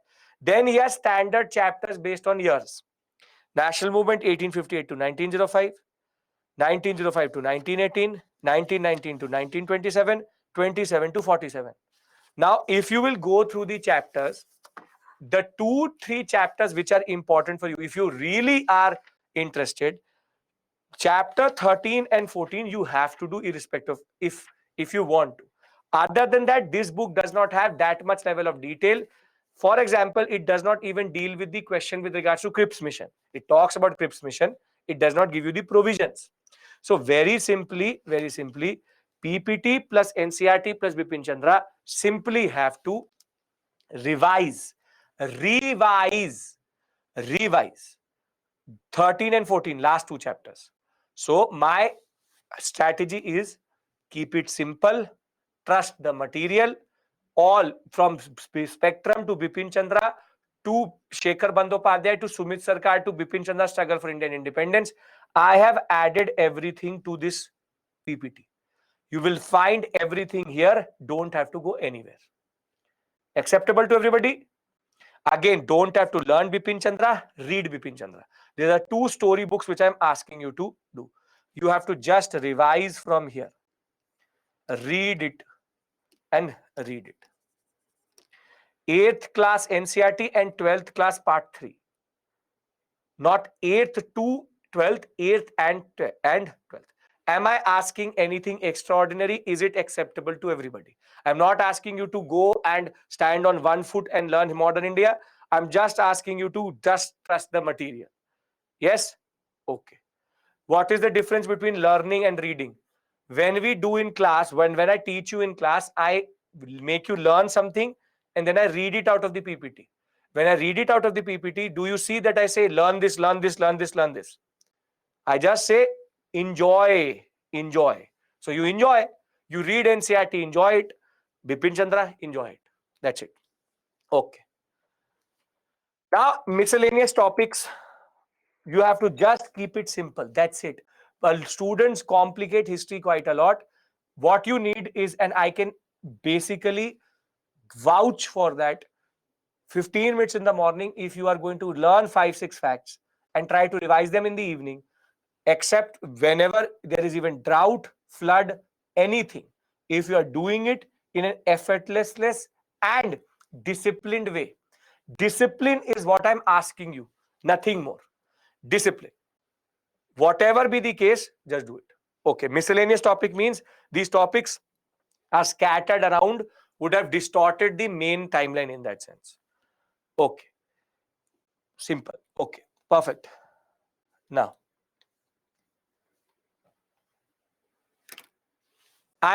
one thing you need to understand. First things first. In your portal, there will be one PDF in the dashboard. There will be one PDF which would be uploaded with the PPT. It would say newspapers and governor generals. The SME, can you push the link for it? Can you just push the link for it? Newspaper and journal. It's a PDF file which would have been uploaded with today's class. Have you seen it? Can you check it? Can you tell me, please? You've seen it? Very good. SME is going to push it also. It's a PDF file which contains newspapers and governor generals. Now, basically, it has to be there. It is downloadable. It is in your dashboard where you find the PPTs every day. The SME is going to push the link for that also. But till that point, if you got it, now if you look at this file, that PDF is on where the class is. In the live sessions, it would say class resources, and if you open it, it will show two different PPTs. One, it will say module 1222, and it will say what is called newspapers and governor general. Now, that PDF is for your reference. A lot of students, not 1st February, today. Now, that is for your satisfaction. A lot of students believe that I don't have enough resources. So what you are going to do, yes, the subject member expert has pushed it, newspapers and governor generals, 11 pages. Now, that is for your satisfaction. Simple. I don't ask you to learn it. I don't ask you to do anything. If you are interested and you find that I need to know whole governor general list and whatever each governor general did, it is there. I'm not asking you to learn it. I'm just asking you to keep it as a resource so that you don't have to run anywhere. You're getting my point? I'm trying to give you comprehensive coverage as much as possible. So you would have to either go to Spectrum or to some other book. And problem is, a lot of times Spectrum, there is a lot of confusion because of the spatial differentiation. It makes it in a landscape form. Sometimes does not make sense. So I have made sense of it. Congress sessions I'm going to do with you right now. Simple point is, keep it simple. Keep it simple. I'm giving it to you. There is mismatch. You would have seen for sure if you've ever tried Spectrum. I have tried to resolve that issue with regards to mismatch. So you should not have that. That is first thing for your satisfaction. A lot of students, no, not in any way Spectrum is mandatory. It is totally your call. Now, some people have this thing, I don't have material. You have material now. Second is that in this PPT itself, I have also added something like this. For students who again want to learn, for example, papers and journals. I have made this PPT for you in this way that every journal and paper which is there with regards to the national movement, it is here. It is here. Again, don't have to run anywhere. Don't have to go anywhere. I will tell you how to tackle something like this. I'll tell you how to do it. If you can, one each day. One each day. Come not compulsory to learn. Some people, see, these are questions in which input is not worth the output, which is that you will learn hundreds and then one question will come. Makes no sense. But my understanding is, see, my task is to give you all resources possible in the most systematic way possible.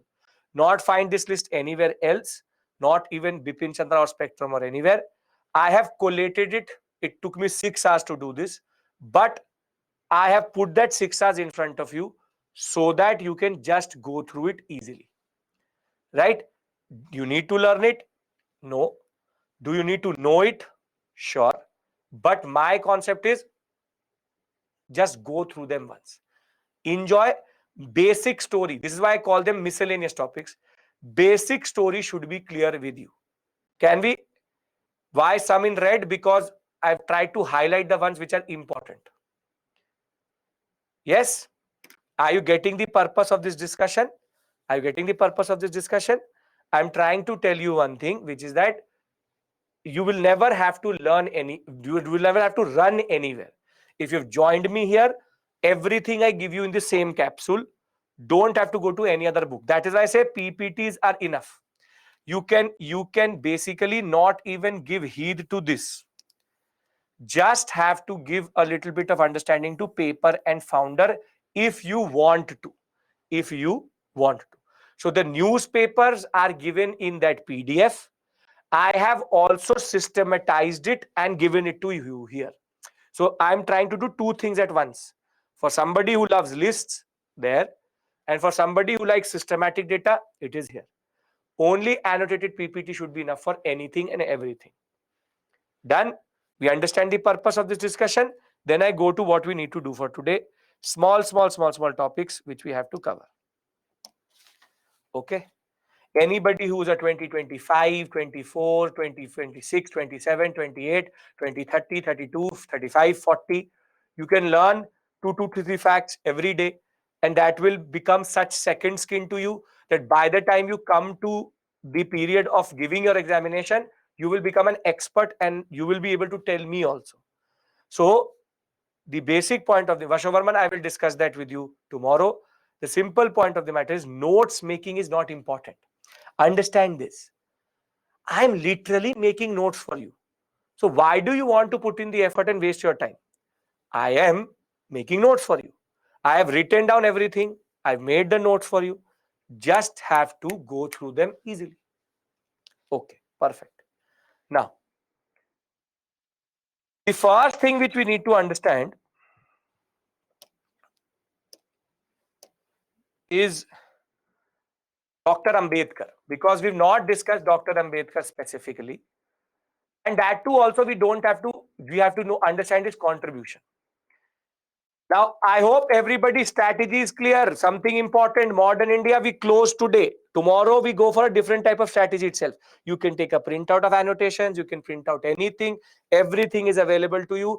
Ironically, I will tell you one more important thing. For example, you cover everything. I will teach again in evening batch, for example, 5 months later. Join me again. Revise with me. Why not? We are giving you the opportunity to do one thing 5 times.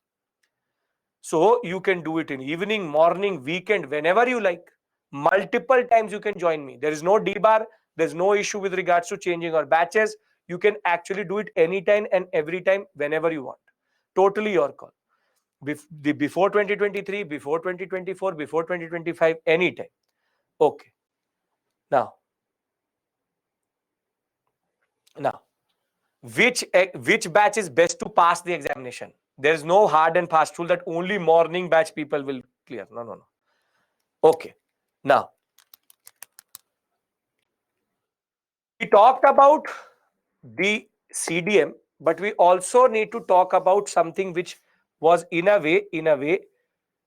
No, Prashant, we have not done ancient medieval art and culture. We do it separately because modern India is a fundamental subject, and your modern India revision should start in the beginning itself. That is why we do modern first, and then very soon I will come with ancient medieval art and culture. Don't worry about that. Okay. So we have to cover certain movements which were happening parallelly to the Indian main movement or main national struggle. And that brings us to the justice movement which was happening in South India. This is part of social religious reform movement, but is linked to a larger concept of what we call as the anti-Brahmin movement or the justice for the non-Brahmin or depressed class movement. So here what you need to do is not have to complicate it. I will tell you what to learn here. So in Madras presidency, in during the period of 1917, when all this is happening, Champaran, Kheda and Ahmedabad, CN Madurlar, TM Nair and P. Tyagaraja were now coming together and forming a movement which is called justice for non-Brahmins or the depressed classes. So there was a lot of problem with regards to, now I'm going into this discussion. Everybody's here, concentrating. Hello, don't worry, I'm there. You can always email me with regards to anything. That is not an issue. Okay.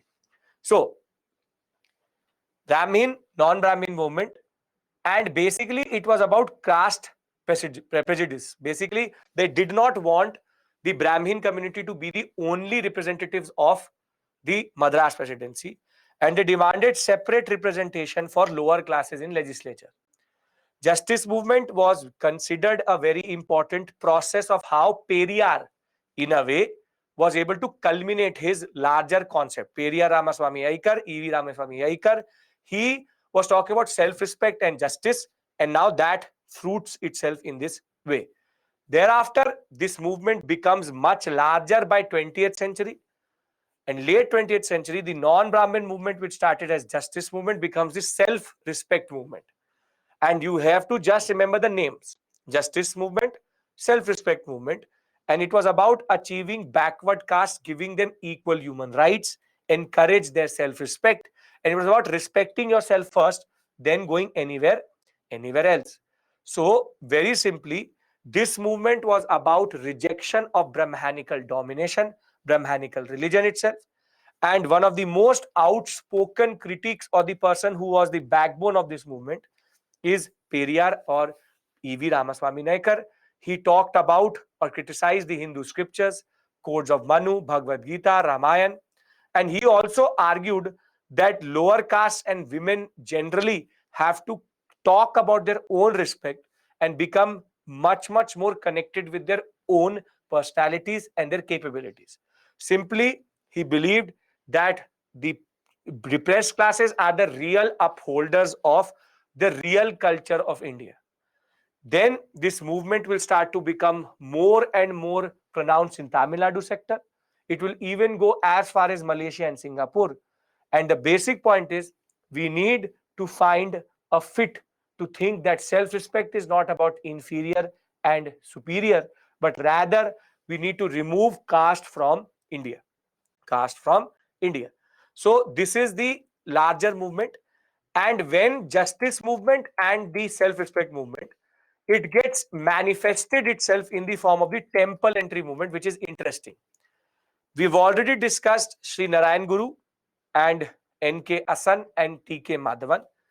But in 1924, during the non-cooperation movement, there is this moment, the post-non-cooperation movement, that it is called the Vaikom Satyagraha, where K.P. Kesava launched a Kerala-driven Hindu temple untouchability, anti-untouchability satyagraha.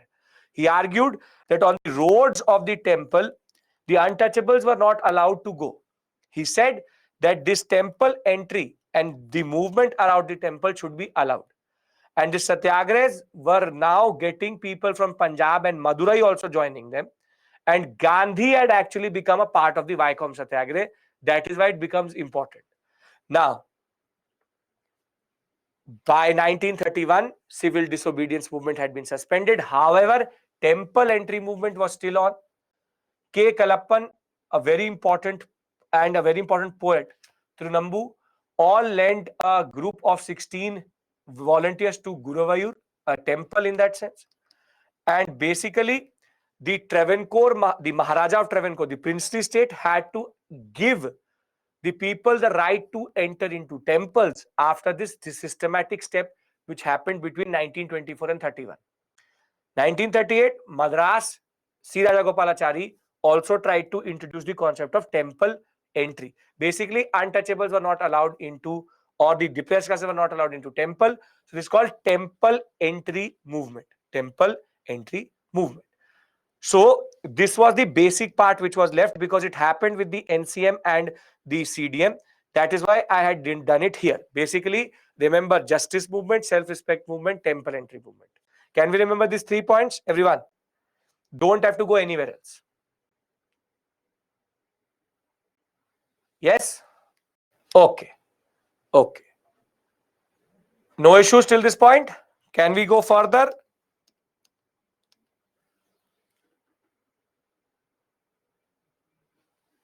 It's perfect. Okay. You don't have to watch biographies of Indian nationalists. Now. Now,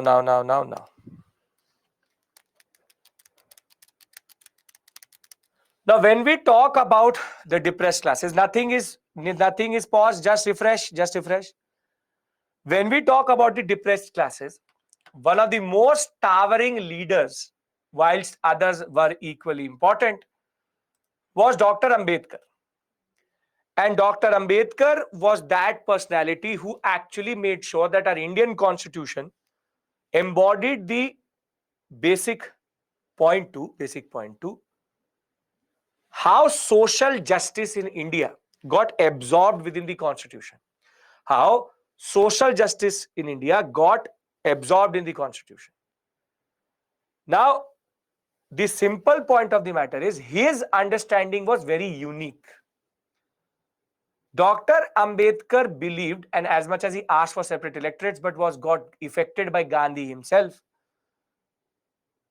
he believed that the only way India is truly independent is via the depressed classes also getting freedom, human rights, and civil rights. But also he believed that only education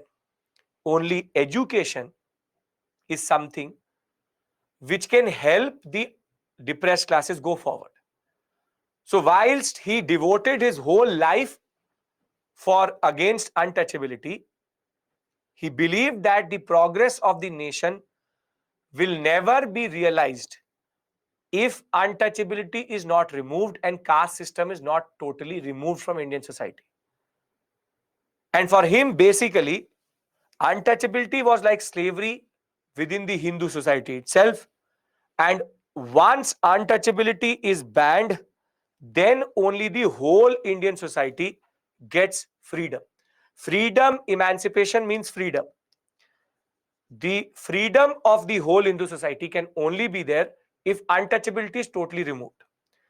But the word social justice for him was very important because he believed that political independence is nothing if social independence and social justice is not done.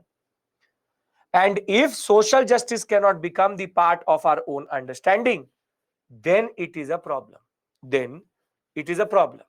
Therefore, he was one personality who pushed for social justice. Social reform should happen. Economic and political issues must be resolved only after social justice. He believed only when society becomes complete, that basically economic and political issues will be resolved thereafter. He believed political and social are not independent to each other, and social and economic makes no sense without social justice. If political emancipation precedes social emancipation, it will nothing be the rule of upper caste Hindus. Therefore, lower caste and the depressed classes also need to rise with India. Economic progress will lead to social justice is ill-conceived because If caste system exists and is still catching the eyes of or the mind of the people, then economic freedom will also never percolate to the depressed classes. So basically, social reform, family reform, religious reform, removal of child labor, child marriages, the concept of empowerment of women, and property rights to women. He was a towering personality as much as in depressed classes, but he was also very important for women's emancipation. He said that only when the depressed classes and women go forward, then only India goes forward, which is actually a very important concept in that sense. Economic and political progress, it makes no sense without social progress or social justice or social reform. Therefore, now from time to time, he created a lot of organizations and different activities which were revolutionary in the depressed class movement itself. So you have, for example, the Bahishkrit Hitkarni Sabha. Remember this name, can be asked in match the following, which devoted for education of the downtrodden. In the temple entry movement, which I discussed with you, Dr. Ambedkar was there at the Kalaram temple, and in Nasik, another landmark moment of temple entry movement. He was there to struggle for human rights and social justice. Dr. Ambedkar was also the one who attended all the roundtable conferences to talk about untouchability and depressed classes. So from here you learn 1, 2, that's it.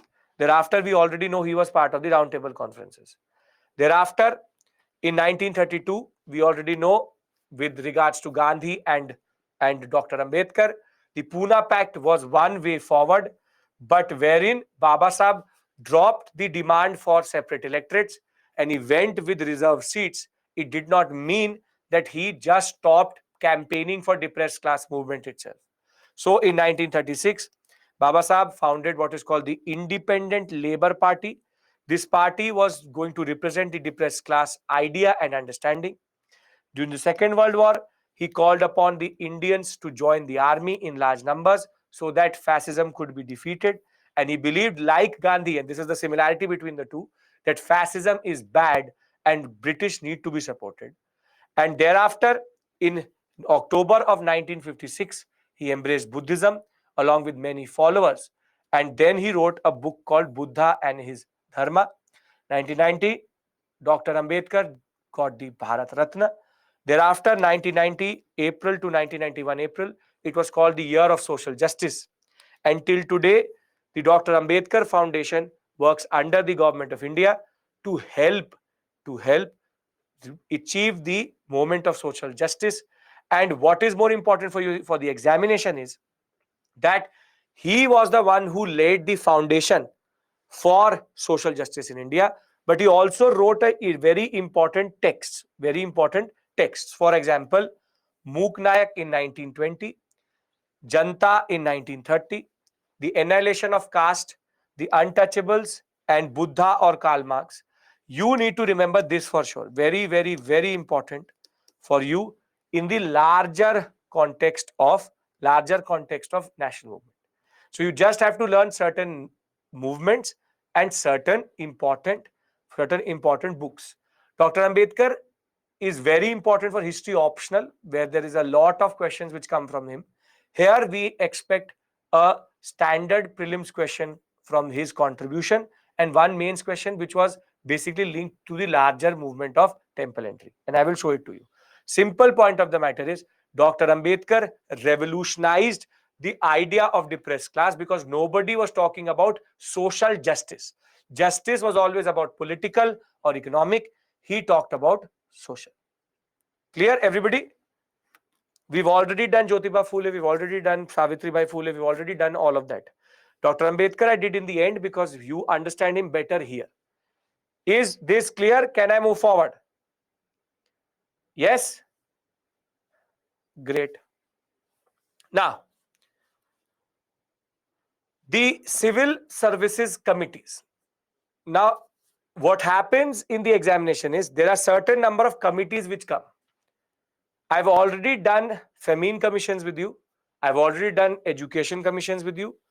Now I am going to concentrate on Civil Services Committee, and there are technically three here. There are technically three here. One is called Atchison, Islington, and Lee. Atchison, Islington, and Lee Commission. So what you need to remember for the examination basically is the fact that AIL, AIL, Islington, Atchison, Lee. Can you do that? Okay. So AIL, AIL, don't have to go to Campbell. Atchison, Islington, Lee. So if you understand the purpose, can I discuss the basic changes which were happening in the civil services? Can we discuss that? Are we all understanding the purpose of this discussion? Because the purpose of the discussion very simply is the fact that we need to understand the basic contours of these areas. The basic contours of these areas. Yes, we are perfect. Great. So let's move forward. Now, the first major act which is related to the concept of what we call as the Indian civil services, you already know, is called the Charter Act of 1853. Why is the Charter Act of 1853 important? Because it is the first time a provision which was brought in 1833 was actually applied, which is that now in India, or rather in the world and in England, very simply, the competition concept was introduced rather than nomination. So it was based on the Macaulay Committee of 1854, and basically the Charter Act gave the Macaulay Committee the right to go forward with regards to this, and the act removed the concept of patronage to appointment of the civil services. There was no concept of appointment. There was now the concept of open competition. So when was open competition introduced in India properly is basically the Charter Act of 1853 via the Macaulay Committee. Now, the report said that the finest people or the fittest people should be taken as ICS officers. And after 1857, the British, now the ICS now started to report to the Crown.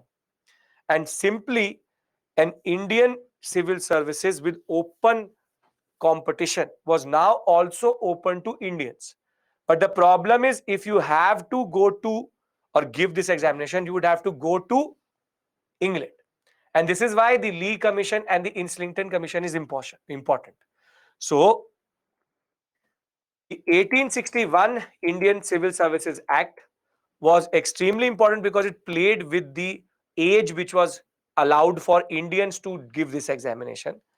So the act reserved certain number of covenant civil services. Covenant means British high post services, but examination was only going to be held in England, and the examination was based on Latin and Greek. And you imagine you would have to learn Latin and Greek to give this examination, because Latin and Greek literature used to come in that. Maximum permissible age was reduced from 23 to 22 and to 21 and then to 19. This is why basically the British were progressively trying to simply take away the age so that Indians would have to enter as soon as possible. Now, the Indian Civil Services Act provided that any person, whether Indian or European, could be appointed to any office, provided that he had resided for minimum 7 years in India, and the person had to pass an examination in vernacular language where he was employed. Now, this is very important for a Britisher. A Britisher can only clear this examination if he has stayed in India for 7 years. If he understands India in 7 years, then only he can give this examination. This is a very interesting provision in that sense. Thereafter, the same act maintained that civil officers should the best positions should be there for only Britishers. By this time, Indians were demanding entry into the covenant services, the high post itself. And in 1863, for your purpose, S.N. Tagore, Surendranath Tagore, will become the first Indian to qualify the Indian civil services. Lytton will introduce the Statutory Civil Service Commission, consisting of 1/6 of the post to be filled by Indians. However, it was never actually put into effect. Now, whatever I told you is just for your context. What you need to remember for the examination is this. There are three commissions. Please pay attention. There are three commissions here: Atchison, Islington, Lee. Atchison says examination should only be in England, and the classification of the services into imperial civil service, provincial civil service, subordinate civil service. And this is the concept which is there till in India till today. The concept of UPSC, state PCSC, and SSB. That basically you have three different levels of bringing in different type of officers. So this concept of three-tiered concept is basically based on the Atchison Committee on Public Services, and the concept of UPSC, the state PCS, and the SSB, imperial, provincial, and then subordinate civil service. But he still says that Indians are allowed in all three, but with minimum qualification of certain age limits and certain concepts. Then Islington said simultaneous exam should happen in India and in England, and this will be implemented only in 1922, when the first examination will happen in Allahabad and in England, which is London, together. Now I will give you a summary for this, and what you have to remember I will tell you. Further, you have Lee Commission, which technically was Secretary of State should continue to recruit ICS, and he has talked about engineers and Indian Forest Service. But the most important concept is direct recruitment should be based on 50-50% parity. That in the next 15 years, from 1924 to next 15 years, 50% officers should be Indian and 50% officers should be European. And by the time we come to 1945-46, it becomes 55-45. And basically, this was the one which also said that Public Service Commission should be as soon as possible established. Now, what do you remember for the exam? Very simply, AIL, Atchison, Islington, and Lee. Can you put them in chronological order if they come in the examination? AIL. Yes. This says only England. This says England and India. And this says 50-50. And this is the basic question which is going to come. They will ask you to match the provisions. So you will be able to do it. All India Limited, AIL, AIL, AIL. Yes, done. 50-50 means 50 Indians, 50% Indians, 50% Europeans.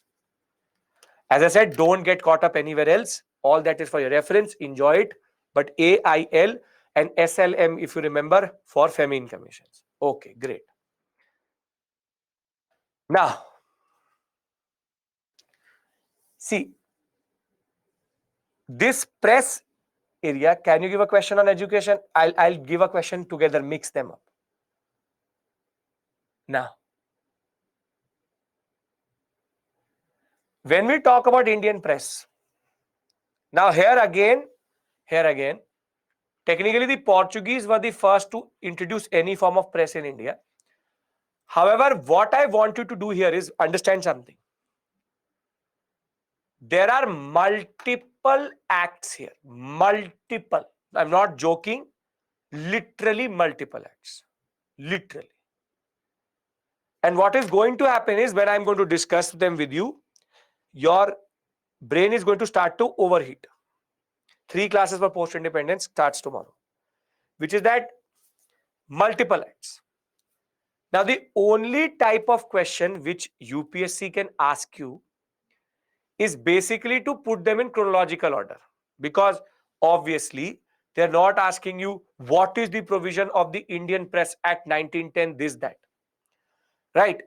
So the question which comes, and technically by God's grace hasn't come, but we know based on the old pattern that they will generally play with the concept of chronological sequence.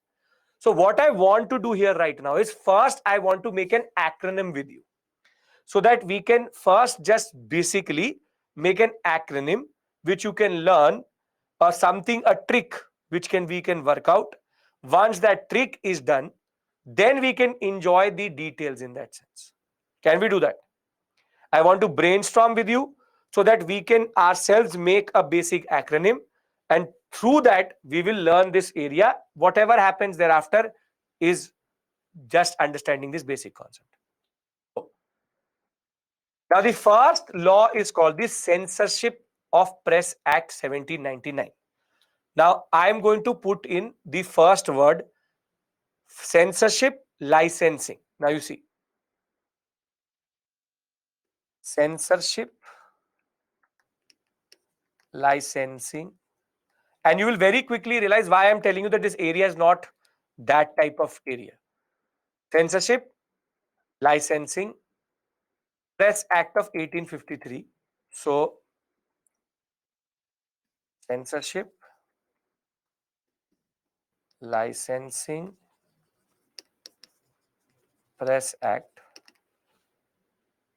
Then licensing again and registration. Licensing 1857, registration. After registration, vernacular newspaper.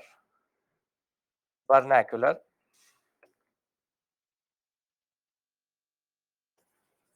newspaper. Indian Press Act, Press Committee, Indian Press. Now you see how there are basically multiple. Indian Press Act, Press. Thereafter, Press, Emergency, Press. Last, Emergency and Press. Emergency and Press 1942. Now these are the acts total. So I hope you understand why I gave you a heads up. Now what we do is very simply, Phase Act, banali, leave it like that. Let's add them into a type of an acronym. SELI, SELIP. But now problem is licensing is 2.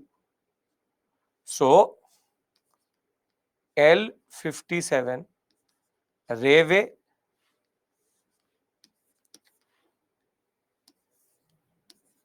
Ne in Pre M P42. P42. Now, point is, it's still not worth it, but I'm trying to tell you how to deal with this, which is that there is 1, 2, 3, and you cannot actually find a way better than this to actually deal with this, because there is a lot of acts which are very similar to each other in names. So what I want from you, yes, this acronym needs an acronym in itself. You can't make it CLP LP because there are similar words. So you have to make it two words so that you understand the point. Simple. What I'm trying to do with you here is, this is how you deal with this area. This is the only thing which you can expect from this area. Other than that, I can give you an overview of how acts are changing. That is it. That is the only point. This is my way of dealing this area. I'm not asking you to do it in full detail. At least what I want you to do is make an acronym which you are comfortable with, and at least do it once or twice before you go into the examination. The wars now seem much easier to us than this actually. So simple trick, you try to figure out something which makes sense to you, say LEAP 750, whatever the point is. The simple point is, this is what I'm expecting in the examination. Are we clear? Are we clear? Shruti's made a good one. I can push it to you if you want. Call press ले रही थी, वरना अब newspaper पे यहाँ Indian press में, यहाँ press में इमरजेंसी टाइप लग रही, प्रेस नहीं ली. Now whatever works for you. Shruti, that's a good one, but it has very multiple presses. You would have to make out the difference. But this is Shruti being ingenious. You can do it. I'm telling you what you need to do in this area. Okay. Not working? No issue. It works for Shruti. Right. Now, when we talk about press in India, once we're done with this discussion, we'll do the mains questions. And if you want, I can have a discussion on mains tomorrow also, not an issue. See, if you can see, basic history is done. What I'm doing is chutmut small topics which technically trouble students, but I'm doing it here in itself. Okay. So, you want to take a screenshot of this? You take a screenshot. Take a screenshot of this. Take a screenshot. Okay.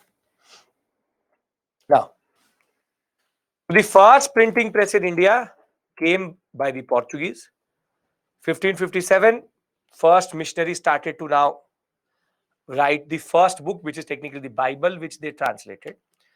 But now, whatever I mark in yellow,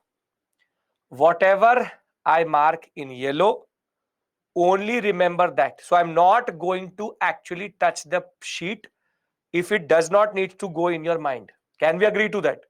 Whatever I mark in yellow is what you have to learn. Can we agree to this? I'm not going to make it hard for you. I know you are human. I hope you also realize that. Not worth it.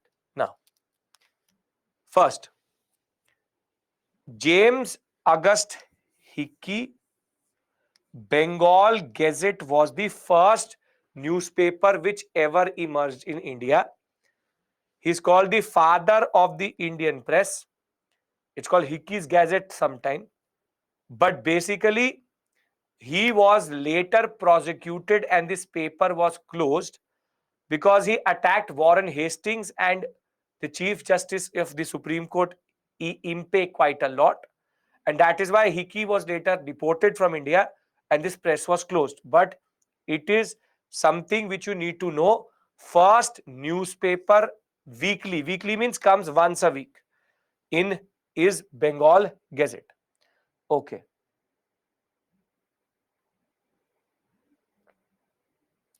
Well, that is the basic point. Jay, I know that these tricks work.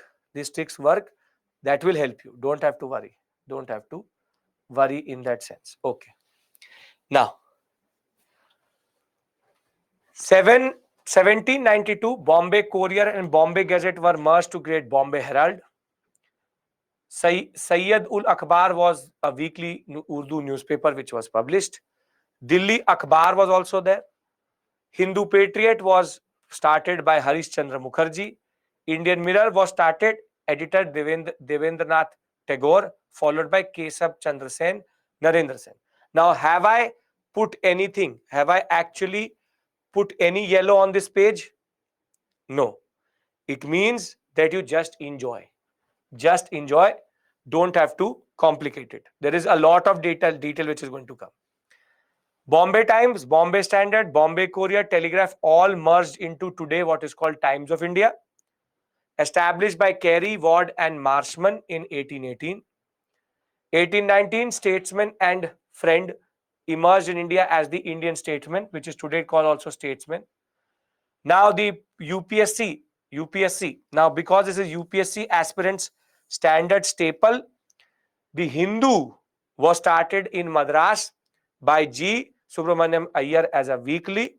Later, it was made a tri-weekly in 1883 at Kushtinagar, when Kushtinagar was the editor, and Kesari and Maratha were started by Tilak and Kelkar.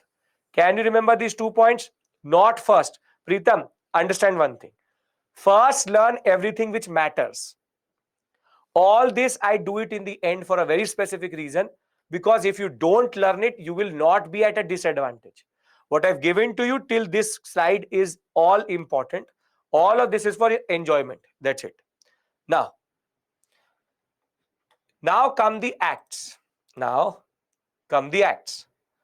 And you will see progressively the acts technically. Don't have to learn the chronology also. Don't have to complicate it. Now, what I want you to see very simply is, and the way I'm going to read it to you also is, you see how the British control the press progressively.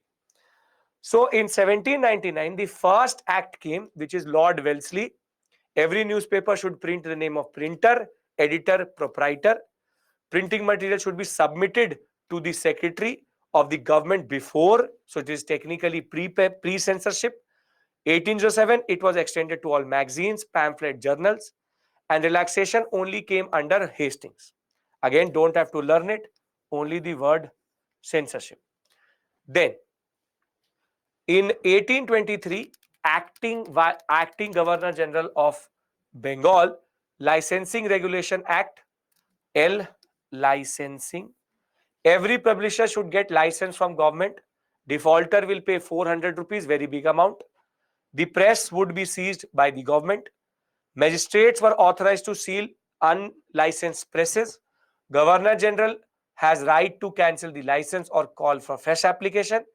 Miratul Akhbar, one of the newspapers with which with Raja Ram Mohan Roy was actually associated, was seized under this whole concept. Again, my hands are here, no yellow other than that. Then, Press Act of 1835. Charles Metcalfe was the one who actually liberated the press. Now, liberator of the press, Charles Metcalfe. Printer, publisher need to give a precise account of premises of a publication, requires similar declaration to cease functioning. Simply, they are asking for more and more information progressively, more and more information progressively. Thereafter, Licensing Act 1857, obviously 1857 has happened. Act 15 reintroduces licensing regulations, prohibition for keeping and using printing press without a license. Government reverses or reserves the discretionary right to grant a license. Government is empowered to prohibit publication and circulation of any printed material. So technically 1857 shock to the British, and they now say Metcalfe had lost his mind. There is no point in that sense. Licensing 1857. Registration Act 1867 replaced Metcalfe Act and was a regulatory but not restrictive in nature. Every book newspaper was required to print the name of the printer and the publisher and the place of publishing.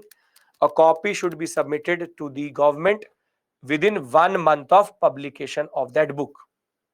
Again, this much information I don't even want to learn. Why would I ask you to learn?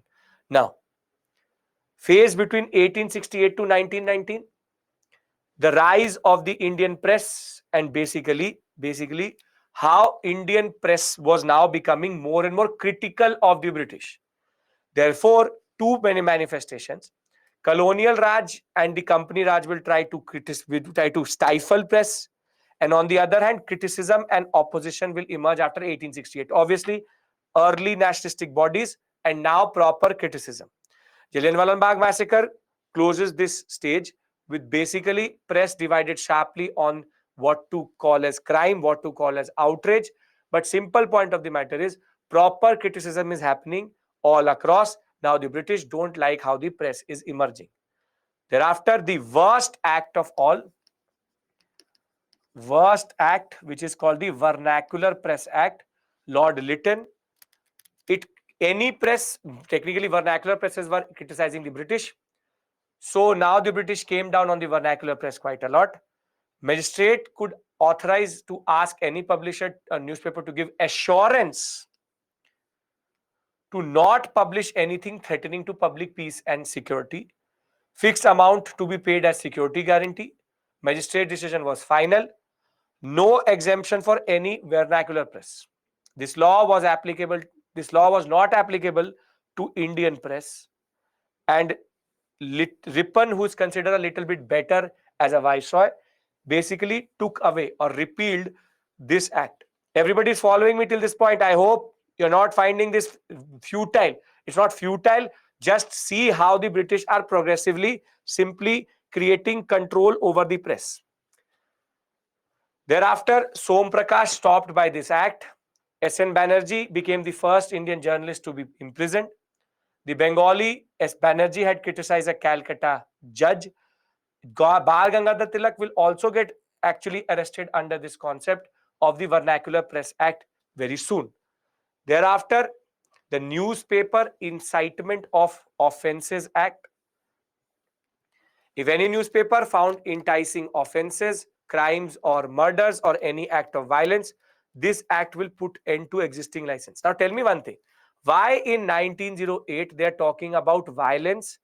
What is the parallel thing which is happening in India at this point of time?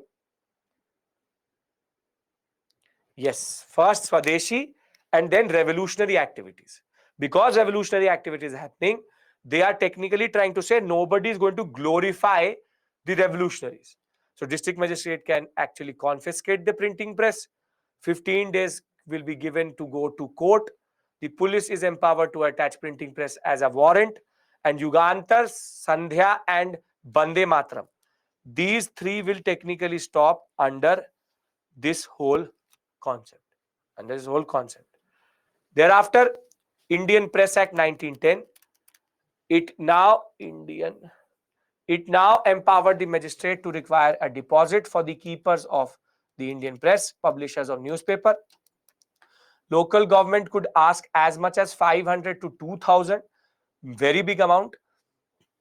And you could also be asked to give 1000 to 10,000 rupees as a penalty. Very big amounts at this point of time. Further, it imposes, or what is called seditious publications are not allowed. 350 presses will be penalized. 40,000 pounds is going to be demanded from the newspapers. Because security deposits were not there, 130 newspapers had not even properly given any security, but they were also stopped. And Punjabi and Hinduvasi will technically write heavily against it, and they will later be closed. Thereafter, Press Committee 1921. Tej Bahadur Sapru was the committee member. This committee is technically Congress committee, and it is based on abolition of the 1908 and 1910 Act. So remember Tej Bahadur Sapru committee. Then last two, which is Indian Press Emergency Act 31. Main feature of the act was, now listen to this line and you tell me why the line is there. Any publication directly or indirectly admired the offences of any person, real or fictional, the government could seize the press. You tell me who are they referring to? Very good. Very good, very good, very good, very good. Bhagat Singh. Basically, if any newspaper writes something good about Bhagat Singh, that press could be closed. This is the level of hatred which Irwin had against Bhagat Singh. That any press, if it says or admires a person, it can be closed. So you see the level of the British being so nitpicky that they will not allow things to be published in that sense. Now, 42, during Quit India, journalists' registration was mandatory. The limitations were on messages of civil disturbance and civil disobedience. Publication of news on acts of sabotage were not allowed. Government authority to go for censorship. Now, for your purpose, The governor generals who were bad for press and governor generals who were good for press. Now you tell me, a logical, a smart student is going to learn this or this. He will learn one or two. He will learn two because there are four only. And if you learn this, you automatically cover everything in that sense. Lord Hastings, Metcalfe, Macaulay, Ripon.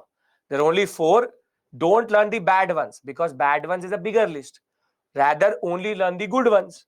And basically, if you learn the good ones, you can eliminate in the examination. Yes, is this okay? Is this perfect? And with this, we technically finish whatever we had to do. All of this is for your reference. And we have now covered everything which is major. Now, a lot of you want Congress sessions. You like Congress sessions quite a lot. So this is a list of Congress sessions. Again, I have never asked you to learn it. All Congress sessions which are generally important, I've already covered. For example, Benares, Calcutta, Surat, Lucknow Pact, Lucknow session, Ramgarh session, Varda, we've discovered that. But again, for your satisfaction, I'm here. Satisfaction, all major sessions are there and their presidents are written in front of them.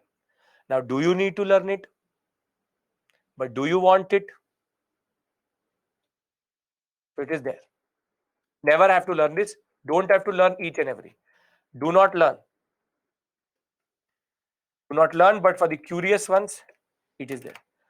Now tell me one thing. With this, we technically finish everything.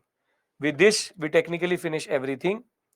And our modern India is done. Modern India is done. Shivam has sent an acronym for you. So I'll make it public if you like it. Yeah.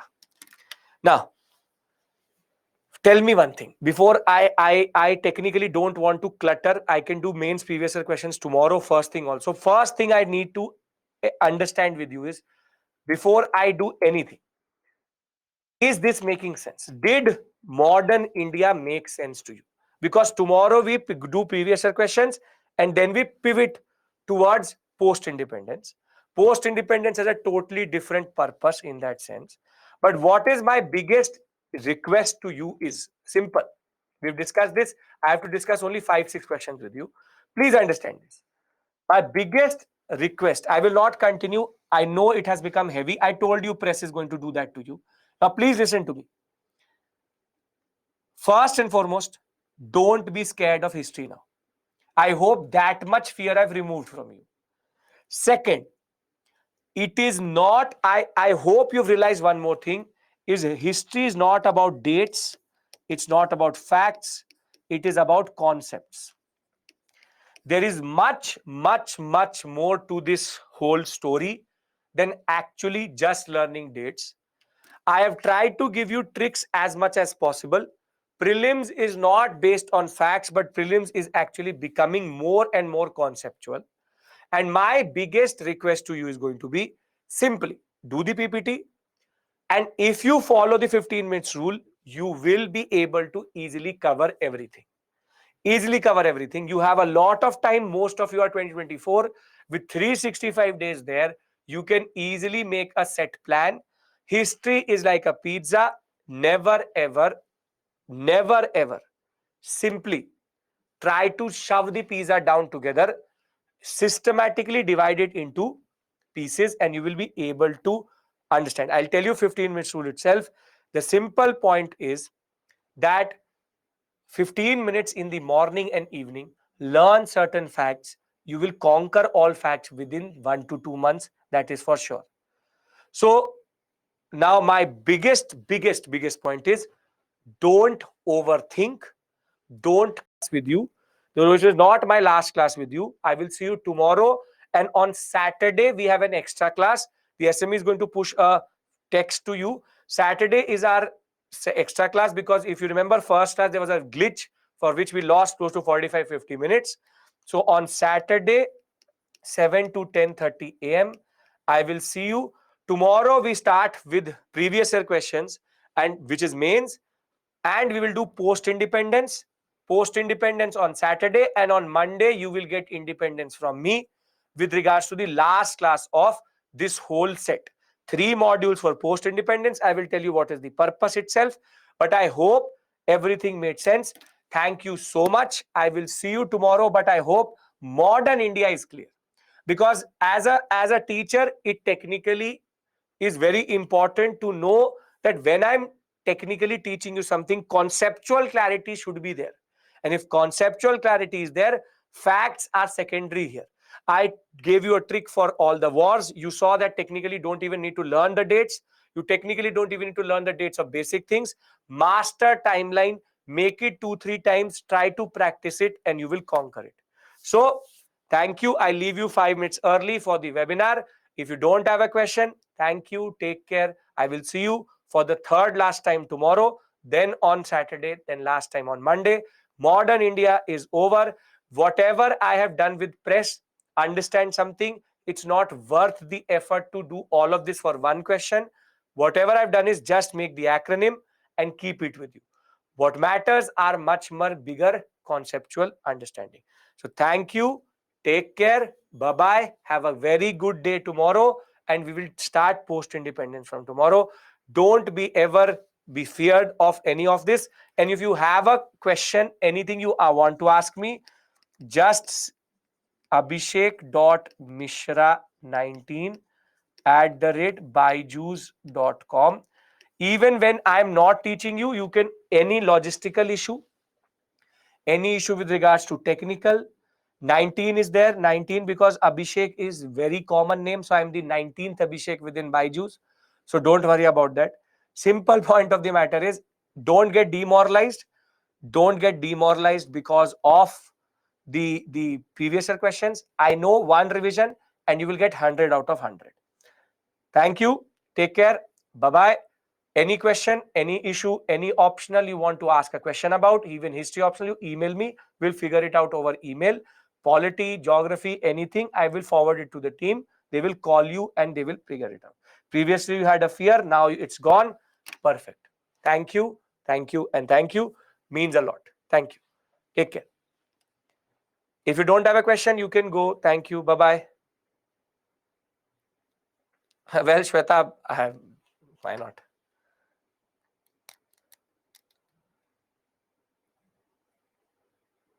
Sir, I make PPT, annotated PPT only one source. Yes, Sachin, PPT, annotated PPT for learning, revision from NCERT. Jones, I have not received anything. I have not received anything from you.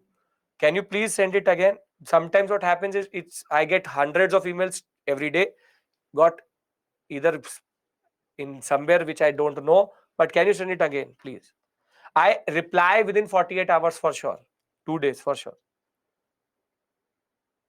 Well, Pranay, perfect.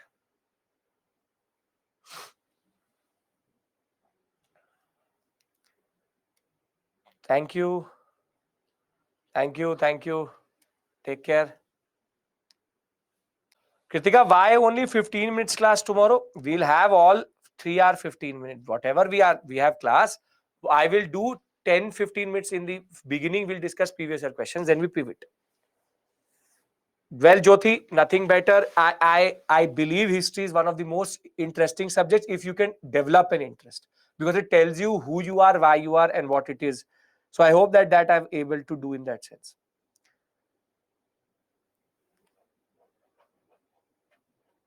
Thank you. Thank you. Take care. Bye-bye. Good night.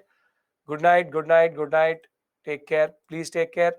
Simply don't have to worry. Modern India PPT, annotated PPT, more than enough. Follow the strategy and it should be enough in any way or form. In any form. You write the paper in 2027, 26. Pritam, you have a lot of time. So what you do is that you systematically conquer each and every subject 2-3 months, 2-3 months. You'll easily be able to master everything, guaranteed. Yes, Devansh, I'm not sure when Modern India repeats in morning again, evening, in evening again, morning it is going to come very soon or in April itself. Anybody tip for 2023? Just stick to the PPT. Just stick to the PPT. Don't go anywhere. Don't complicate it. For anybody who's 2023, just stick to the PPT. It should be enough.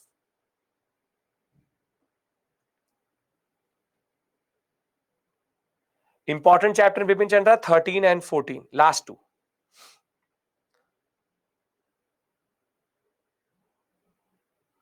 Well, Rahul, for sure, for sure. Good night, good night, good night. Have a productive day tomorrow. Kritika, what do you mean by that?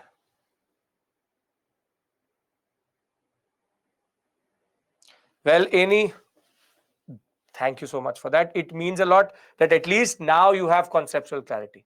Nothing better. Perfect. Great. Great. ARM is additional reading material. If you want to read it, you read it. It's just generally, basically, or everything what we do, basic questions which are recurring, ARM is there. Okay, you can go to the webinar now. Thank you. Take care. Thank you. Bye-bye.